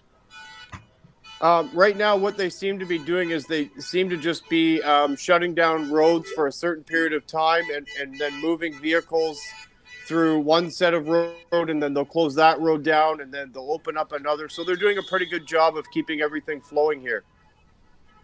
Okay, and I guess safety has to be first and foremost on their mind to make sure people aren't run over, that nobody freezes to death. Yeah, when the trucks first arrived, a lot of people were out in the street, and in order to bring the trucks in to stage them at Parliament, they were trying to get all the people off of the street, and that was a big task. It delayed them bringing the trucks up to do the staging probably about an hour. Is there concern there about what people might do overnight, or if someone maybe doesn't have accommodations and they're staying in their vehicle? So I can tell you I've walked through a lot of the transport trucks that were staged out front of Parliament, and I saw an awful lot of generators being lined up, being set up there. So it looks like a lot of these truckers are going to be camping in the back of their trucks. And what about people in cars? Do you see a lot of just ordinary folks up there who have driven up in their cars with with the intent of doing maybe the same thing? Because I would think the hotels have got to be completely booked. Yeah. And some people are going to be left out in the cold, right? I've seen tens of thousands of cars just with Canada flags, messages written on the cars. I can tell you the hotel that I'm at right now, very, very big hotel. The lobby is just overridden with people. Like there's just people everywhere in the lobby. And what's the mood like? Because Liz Valley was on earlier with us, and you know, she was saying that the mood in Ottawa seems a little bit different, where she was getting sort of negative comments when she was just out in the community. But from what I'm seeing from the video, there's a lot of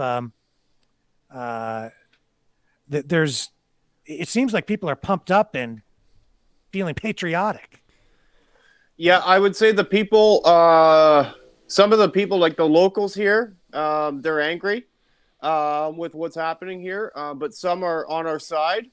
But all the people that seem to be coming from everywhere. I was talking to a guy today. He was from Manitoba. He's pumped to be here.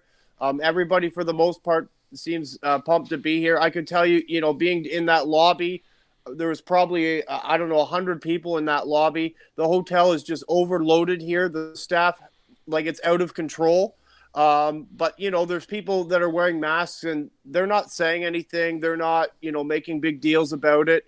So for the most part, I would say everybody is in good spirits down here. Nobody seems to be very angry at all. We've seen a lot of people saying things like this is uniting the country. And in my observation, and I mean, I sit at home, I look at YouTube and Facebook, right?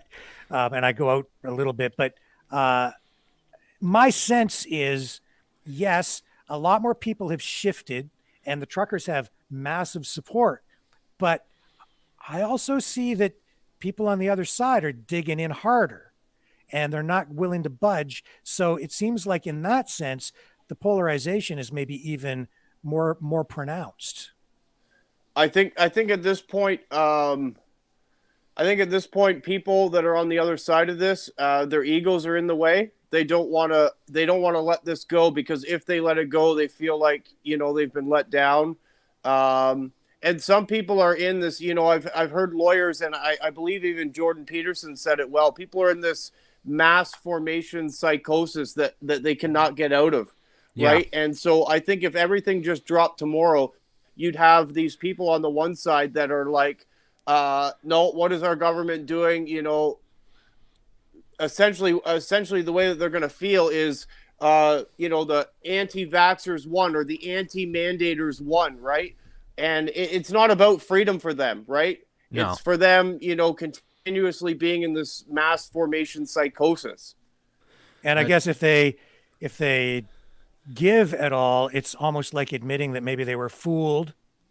Yeah, duped. They were duped. Yep. That's an excellent... essentially what it feels like to me. I can tell you, I talked to a lady here at the hotel today. I'm not going to mention her name, but you know, she approached me today and she said, you know, I really respect what you guys are doing down here.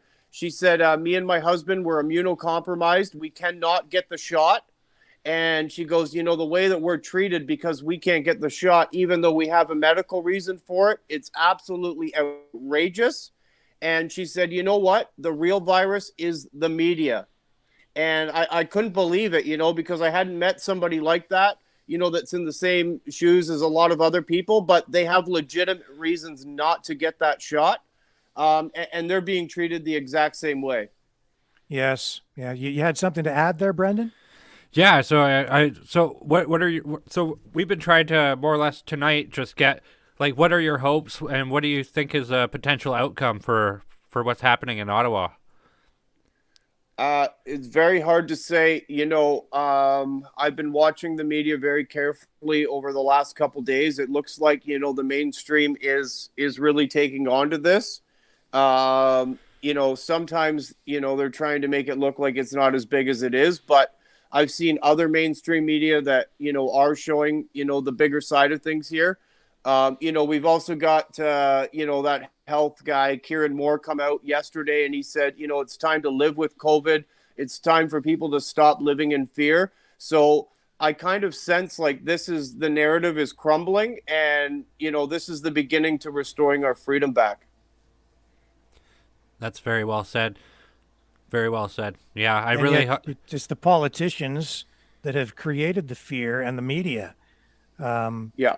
And it's honestly, it's been disgusting.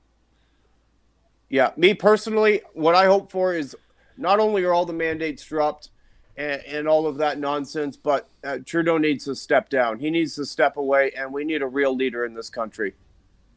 Absolutely. Where's the leverage going to come from, though, in your estimation? I mean, the truckers show up. We have thousands and thousands of people. What is it that can put pressure on the government? Trudeau seems to be digging his heels in, honestly, in my view, and the media is still backing that up, in my view. So, what's the card that the truckers can play other than standing up front, giving speeches? Well, it's my understanding they're not going anywhere until it stops. So, if they want to continue to irritate the people here in Ottawa and these businesses down here in Ottawa, I mean, they're going to have to continue to deal with that, right? So I think at some point they're going to have to say, okay, we're going to have to make a compromise here, right? Something is going to have to give, because, I mean, they're just going to remain there. So, and everybody's going to get irritated by it. So at some point, they're going to have to come to a compromise. That's all there is to it. Like, I'm hearing everyday folks that are driving down their cars, like, they're also saying that they're going to stay here until it ends as well. So this is not just truckers. These are people that, are talking about crowdfunding for hotel stays to stay down here longer. So people, like, this is it. This is it. Like, people are not going to back down from this. This is what I'm hearing. So I said at the beginning of this broadcast that, in my view, this is sort of like going to war, but in a sort of a Canadian way, right? A peaceful way. But is that an accurate assessment? Are we at war?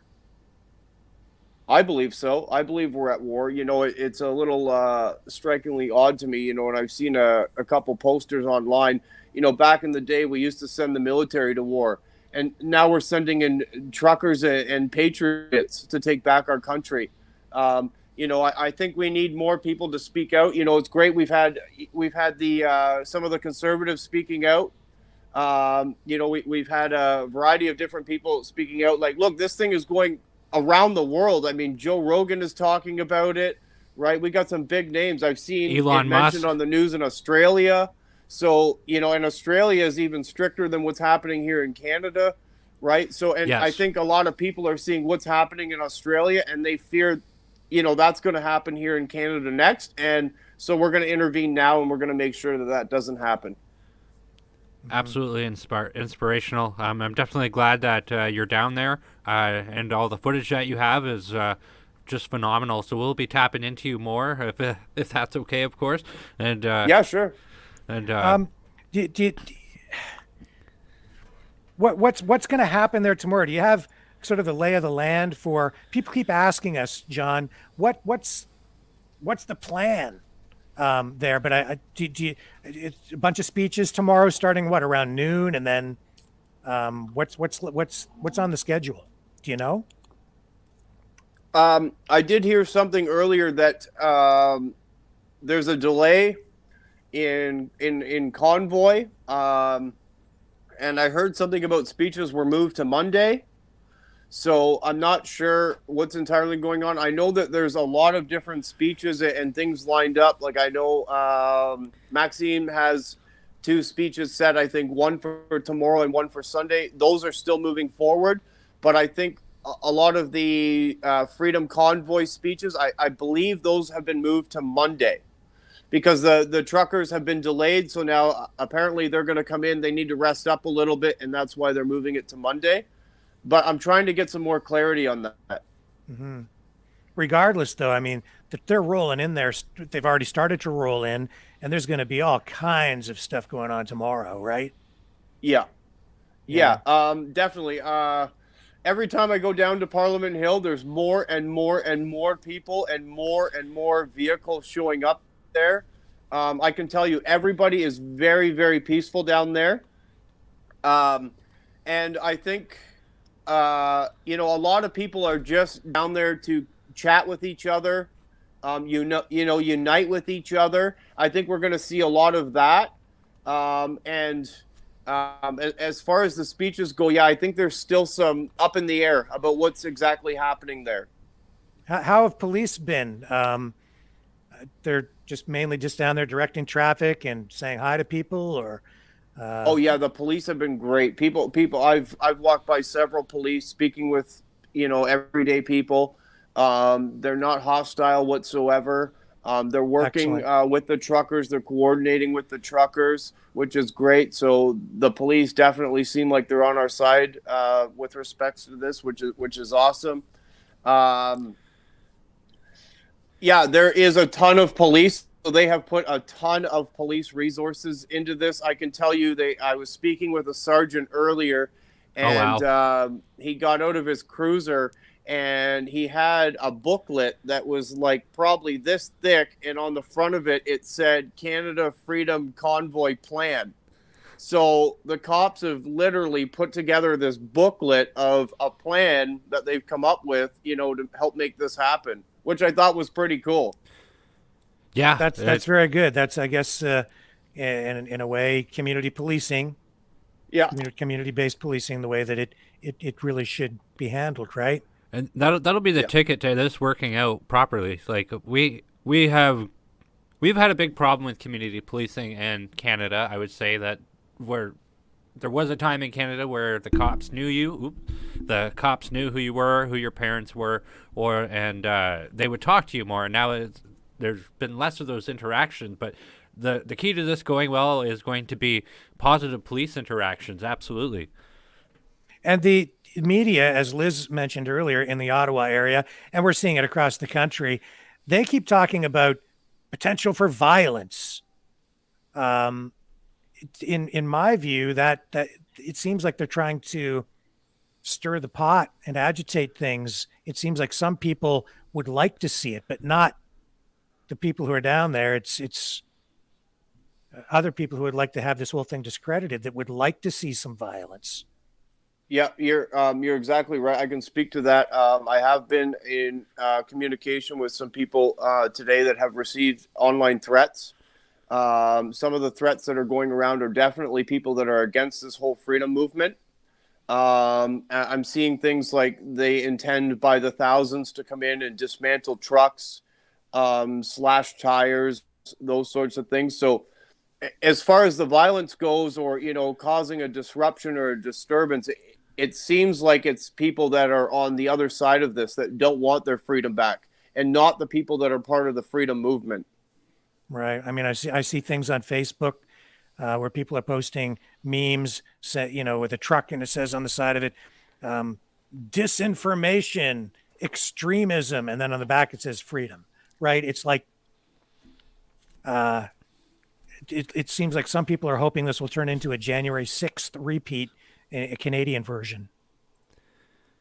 Yeah, I'm hearing. I can tell you what I'm hearing on the ground is, you know, there is a lot of talk, there is a lot of worry about, you know, a January 6th happening here, and a lot of the people that I've heard from, what they've told me is that if they see anything out of the ordinary, like, they have no problem putting those people to the ground and getting the police. So people are on high alert about that possibility. And I can tell you, what I'm hearing is people don't want that. They don't want any type of January thing happening, you know, like happened in the U.S. They want everything to be totally peaceful. So, I mean, we can't control what might happen, right? But based on some of the chatter I'm seeing online, if anything does happen, it definitely looks like people that are against the freedom movement would be the culprits, or would be the cause of this. Yes. Yeah. It is kind of funny. I did touch on that earlier, that we see a lot of abhorrent attitudes coming out of people who are against the freedom movement. Like they're quick to either spit on somebody or give them the finger while they're driving by. So if violence does erupt out of that group, that would not be surprising in the least. You know, I can tell you, when I was down at Parliament, and there was only a few hundred earlier today, there was one individual down there that was holding a sign, and it was a pro-vaccine sign, and he was the only person down there holding a pro-vaccine sign, and he had hundreds of other people that were on the other side of this, and nobody bothered him. Nobody was hurling insults at him or telling him to get lost or anything like that. And it looked like people were respecting his opinion and the fact that he wanted to stand there and hold his sign. So I thought that was great when I saw that. And it's important to note that this really isn't an anti-vaccine protest, right? That's right. No. Can you elaborate on that and talk about choice? People are, I can tell you right now, Justin Trudeau, he got on the media. He said, it's a small minority of truckers. 90% of the truckers are vaccinated. Well, let's do the math here for a second, okay? I think there's about 120,000 truckers in Canada, okay? 90% of them are vaccinated. I think there's 12,000 of them that are not vaccinated. We've got 54,000 is the last estimate of Canadian truckers I heard coming down here, which means what? Like 85% of them are vaccinated. Truckers that are coming down here. So this has nothing to do with being vaccinated or anything like that. This is just about people have had enough and they just want their lives back. And, like Kieran Moore said the other day, okay, it's time to live with COVID. If it's time to live with COVID, then it's time to take the masks off. It's time to let people choose if they want to wear a mask or not, right? It's time to take away the vaccine passports. It's time to let people choose again. And we are seeing that happen in other countries, right? So that's right. Yeah.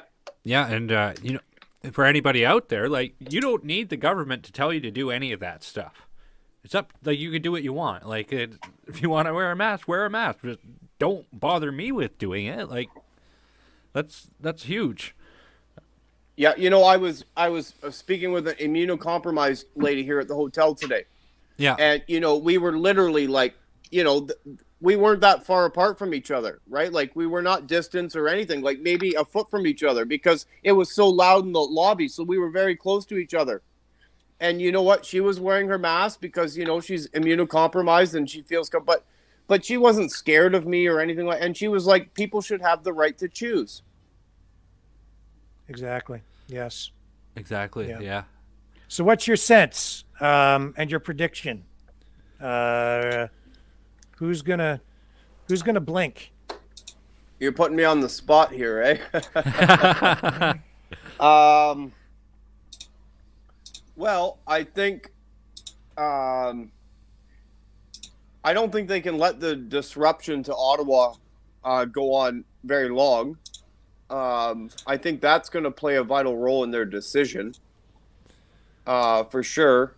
And it seems to me like, based on all of the video footage I've been looking at, it's more than 50% of the Canadian population that's on board with dropping everything and getting everything back to normal, what it was, like back in 2019. It's almost hard to imagine or believe what life was like in Canada back in 2019. But I think we're at that point now in Canada where more than 50% of the country wants their life back. So I think the government will cave on this one. But he isn't talking that way yet, and the media isn't there yet. So it looks like it could take a little time. Yeah, I think it's going to take some time. I don't think he's going to come out on Monday and say, yep, I'm dropping everything. I think maybe it might take a week. And he will look weak if he does that. And that's really part of the, that's in the equation here, right? He'll need to find a way to save face politically if he does cave in. Yeah, that's right. Yeah. Tough situation. And it's cold out there. That's the one thing we've been seeing from the government from the start of all this is whenever something ends up not working, they always triple down on it. They go, oh, well, we're just going to do it again. Yes. Why are the citizens mad? I don't understand. And Chris, you have a bunch of video up here. What are we looking at right now? So this is actually a YouTube live stream. It looks like a collection of a bunch of different live streams all amalgamated onto one channel. Let me see what channel it is here. So yeah, Trucker Freedom Convoy to Ottawa 2022. Just gonna minimize that for a second here. And yeah, it started streaming on the 27th, so today, and it's just doing its thing. Right. Has a couple things here. But I do, you guys were wondering earlier, let me just full screen that again, in regards to some of the rules that are the more, how are we going to be sure that this isn't going to turn bad? And like I was mentioning, I really find it nice that it's been conveyed. Here at the GoFundMe page, it actually says a lot of the rulings that they say, don't do this, do that, and don't do that. Let me just find her here again. Alrighty, so the GoFundMe page, see if I can pull it up here too, and you can... Well, he's pulling that up there, John. Can you shed light on anything that you're seeing on the screen here as to where people are at in that feed or what we were looking at? I can. I'm not sure what's happening on those particular feeds. Can you grab that? I'm not sure what's happening on those particular feeds. I can tell you right now, as I'm sitting here, it's just constant, nonstop horns blaring and convoy after convoy after convoy rolling in. So I can hear them in the background. Yeah. Yeah, you can probably hear it. It's coming right through the window. Like I don't even have the window open. And this has been going on since about 1 o'clock this afternoon, just nonstop. There's been no break whatsoever. Well, that in itself is a way to put pressure on, right? Yeah, absolutely. Yeah, nobody in Ottawa is going to be able to sleep. And have you heard how far back the convoy stretches? Because I heard that there are still trucks as far back as Manitoba and maybe even Alberta that are still heading this way. Yeah, I've heard that too. Yeah, I've heard that there is still I think one convoy still from southern Ontario that's still trying to make its way in here. And then I think there's one that was in the Sault Ste. Marie last night. Yes. And that one is supposed to make its way here tomorrow. Yes, I think that was the live stream we were just looking at that Chris had brought up. I think that's the one. They're going through North Bay and then heading east to Ottawa. Yeah. I heard that one is pretty large as far as like kilometer wise. I heard that one is fairly large. And I'm hearing that this is probably some sort of world record for the world's largest convoy. Yeah, you're probably right. It's only a couple hundred trucks. It's only a couple hundred. Well, when I first heard about this beginning, I was wondering, like, how big is this really?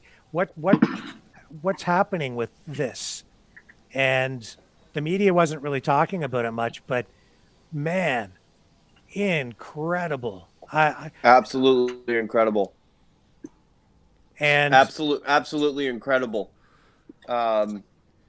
There's just so many people here.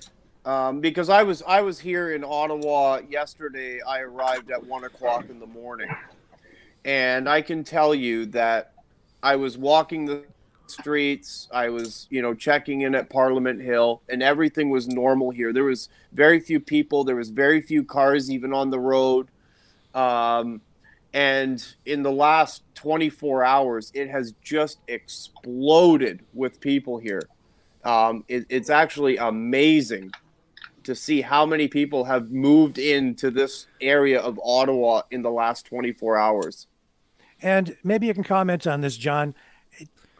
I sense this huge surge in national pride, in patriotism, and yet I find it ironic that in order for people to find that within themselves, they have to stand up to their government and specifically to Justin Trudeau.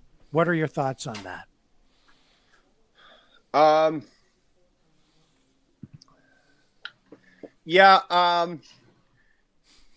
think I think people have been angry with him for a long time. Not just with the whole COVID stuff, but they've been angry with him for a long time. And now things are mounting more and more and more, and people are just ready for a change in this country. Right. And I can tell you right now, I have spoken with people that even voted for him in the last election, like this most recent election, and they regret voting for him because they've seen from the time the election has taken place up until now, he's just gone total dictator. And people, they just want change. Right. So that's the feel I'm getting here is, there's a mix of people here, conservative voters, NDP voters, liberal voters, but they totally just had enough. They just want to change. I think on that question there, Rick, Justin Trudeau has been so anti-Canadian for so long. Yeah.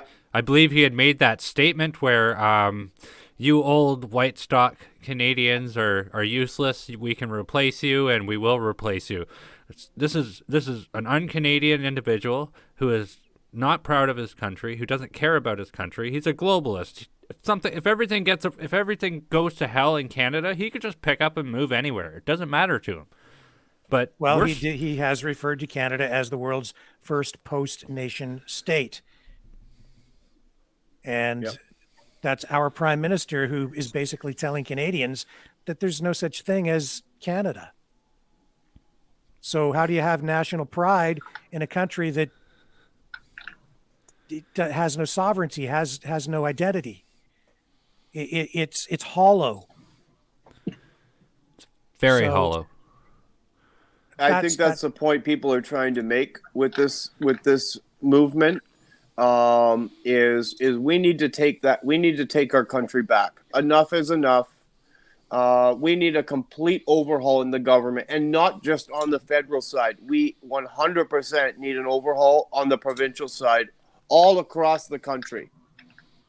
Yes. And not just politicians. I'm talking about these public health officials, these so-called doctors, that have been giving all this scientific advice over the last 2 years. It's all been a bunch of phony baloney. Yes. No,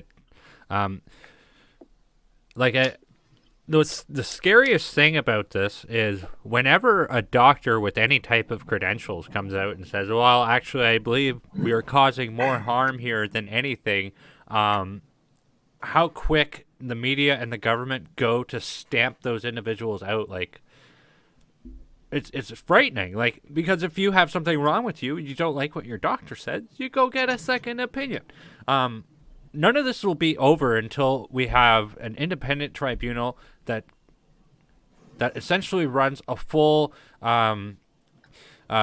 comparison and investigation into everything. How much harm did we cause as opposed to how much good did we cause? They need to run those comparisons, and they need to do that so we could expose what's happened and that this can never happen again.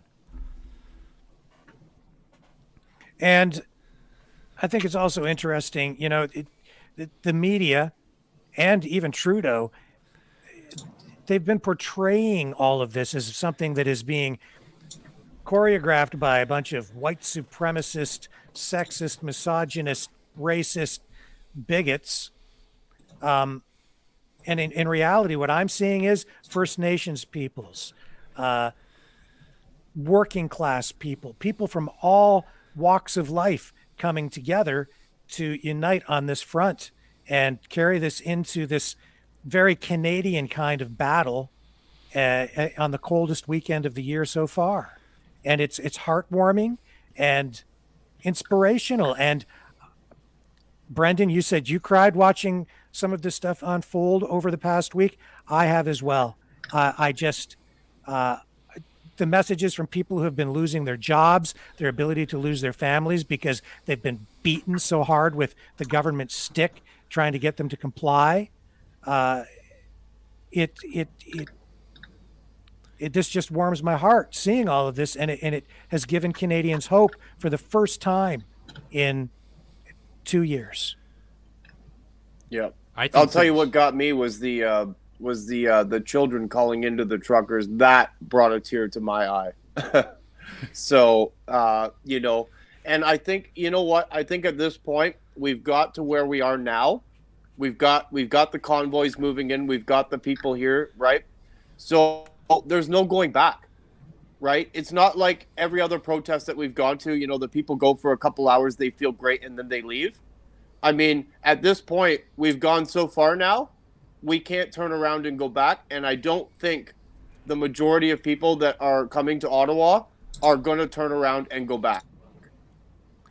What happens if it doesn't work, John? What are the consequences in your view? The consequences, if we don't stand our ground, is going to be years and years and years of having, Kieran Morris get up and say another variant is coming. We're just going to have to wear a mask for another 2 more weeks, right? It's just going to be the same old that we've been hearing for the last 2 years. Because let's be realistic. Everybody keeps saying it, and it's so true. Once you get power, right, it's hard to release that power. And I think that's where we've gotten with the government is they've got all this power, right? They've got it over the last 2 years, and now they're having a really hard time letting it go. Or there's some global agenda at play. Well, we were talking earlier about how when truckers who have been vaccinated and have the app on their phone, when they pull up to the border crossing, the border guards know instantly what their status is without them even needing to get their phone out. And that's because they're being tracked. And that means they're being tracked everywhere. And anybody who has that app on their phone, anybody who has been vaccinated is now trackable. And it really is a step toward, and I think it really is the first part of a social credit score system. Yeah. And it seems to me that probably has been the end goal all along. And 2 years ago, we were all told that's just a conspiracy theory. Here we are. And if we have that here now, that isn't something that was developed over, say, the past year. That system had to have been thought of, created, developed over a much longer period of time. So in that regard, at least that portion of it, that absolutely has been planned. I tell people this all the time. Digital ID has been in the works since 2017 and is a, what's it called? A World Economic Forum initiative. So if you go to ktdi.org, it'll show you who's working with the World Economic Forum to make this digital ID that's going to be connected to biometrics. It's absolutely insane. And the Liberals ran with this in their platform that they were going to put more money on the KTDI project, the Known Traveler Digital ID program. So it's definitely been in the works. They know all about it. You can go to the website. It has the World Economic Forum. It's got Canada on it, and it's got when me and Chris did coverage for the election, we were going through the platform and we found that they were going to shovel a whole bunch of money into this thing, and we were just astounded that this was something. And the way it hides in plain view, it's like they don't talk about it, but it's there. Yeah, I have that little video that you had there, John, of the kids, and I'd just like to play that for people now because, man, that brought tears to my eyes. I'm just gonna go have fun, truckers, and thank you all. Thank you, truckers. Hi, my name is Gabriel. I'm from Manitoba. I'm turning 13 years old tomorrow, and I just wanted to say best birthday gift ever, having you guys fighting for us. I am so glad for you, truckers. You rock.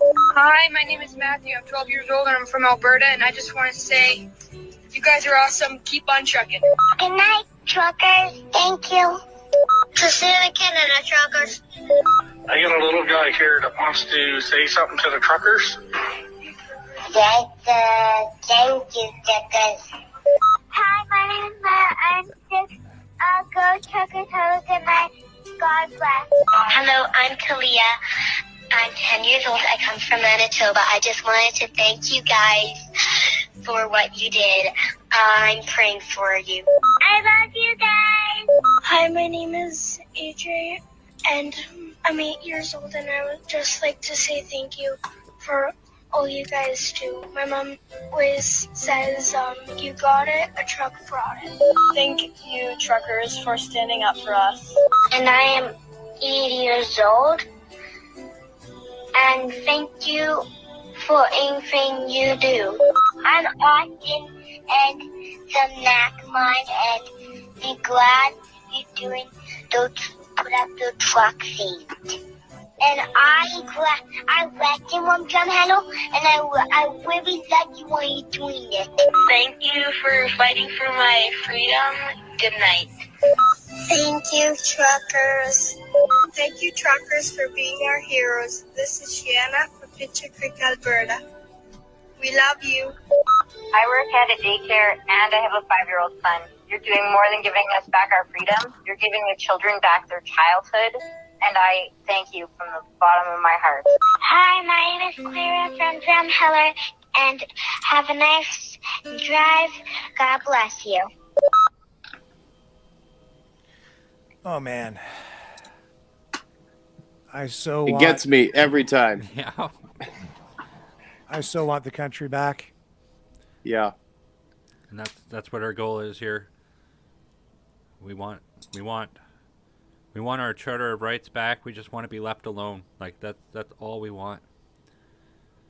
So here, I'm gonna do one thing here for you guys. I'm going to open this window here, okay? Yeah. And you're gonna hear the difference.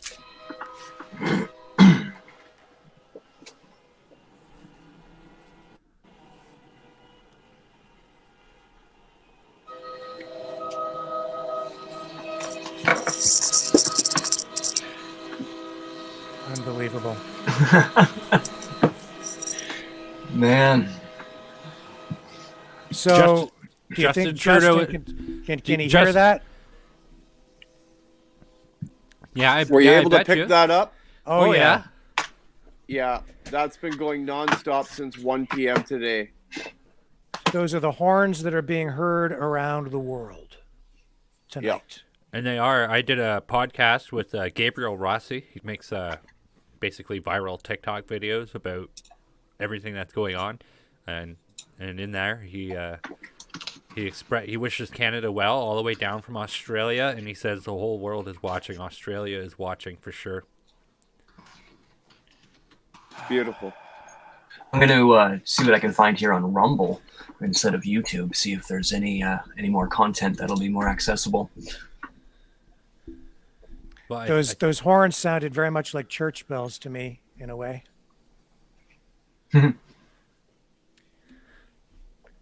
Wow. I think. Well, I think at this point, are we wrapping up here soon, or? Yeah, I think that we're just about getting to the end of things here for tonight.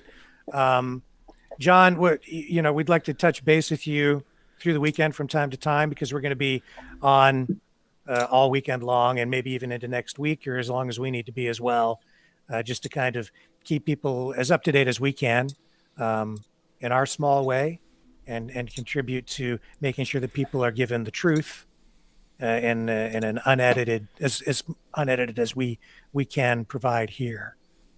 So if you're agreeable to that, we'll be reaching out to you.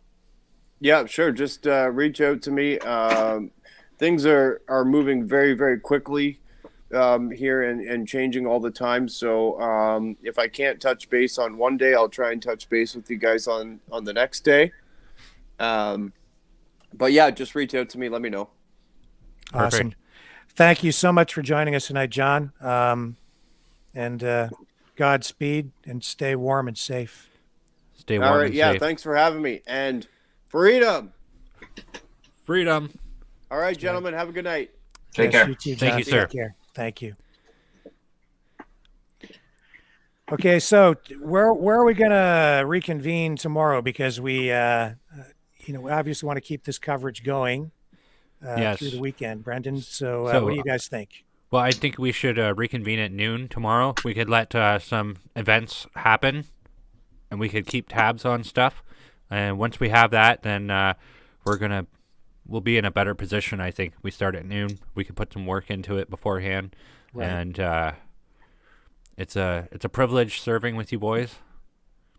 So we'll be back on at noon tomorrow. We'll carry the broadcast forth for 2 or 3 hours or whatever we need to, and then we'll take a break, and then we'll probably come back on for a short time tomorrow night. Is that Yep. okay? Yeah. Yep.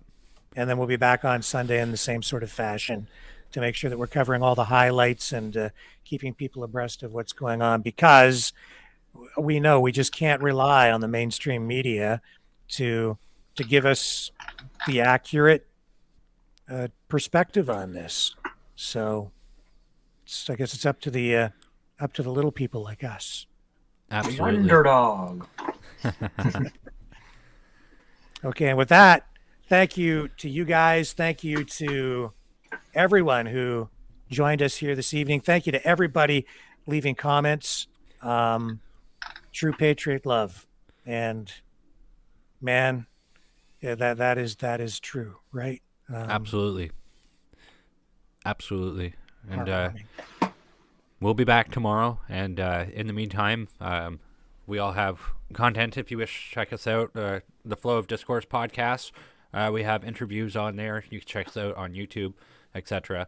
And there's just so much stuff going on. And yeah, and of course the Maverick News channel. I resurrected this. This was a news service that I used to run through my media company, and I've resurrected it for this purpose specifically this weekend, and we'll leave it active, and you'll be able to find some information up there. These live streams, the recorded versions will remain up, and we'll be back live again tomorrow at noon. Maverick News, you'll find that on YouTube and Facebook and Maverick Multimedia.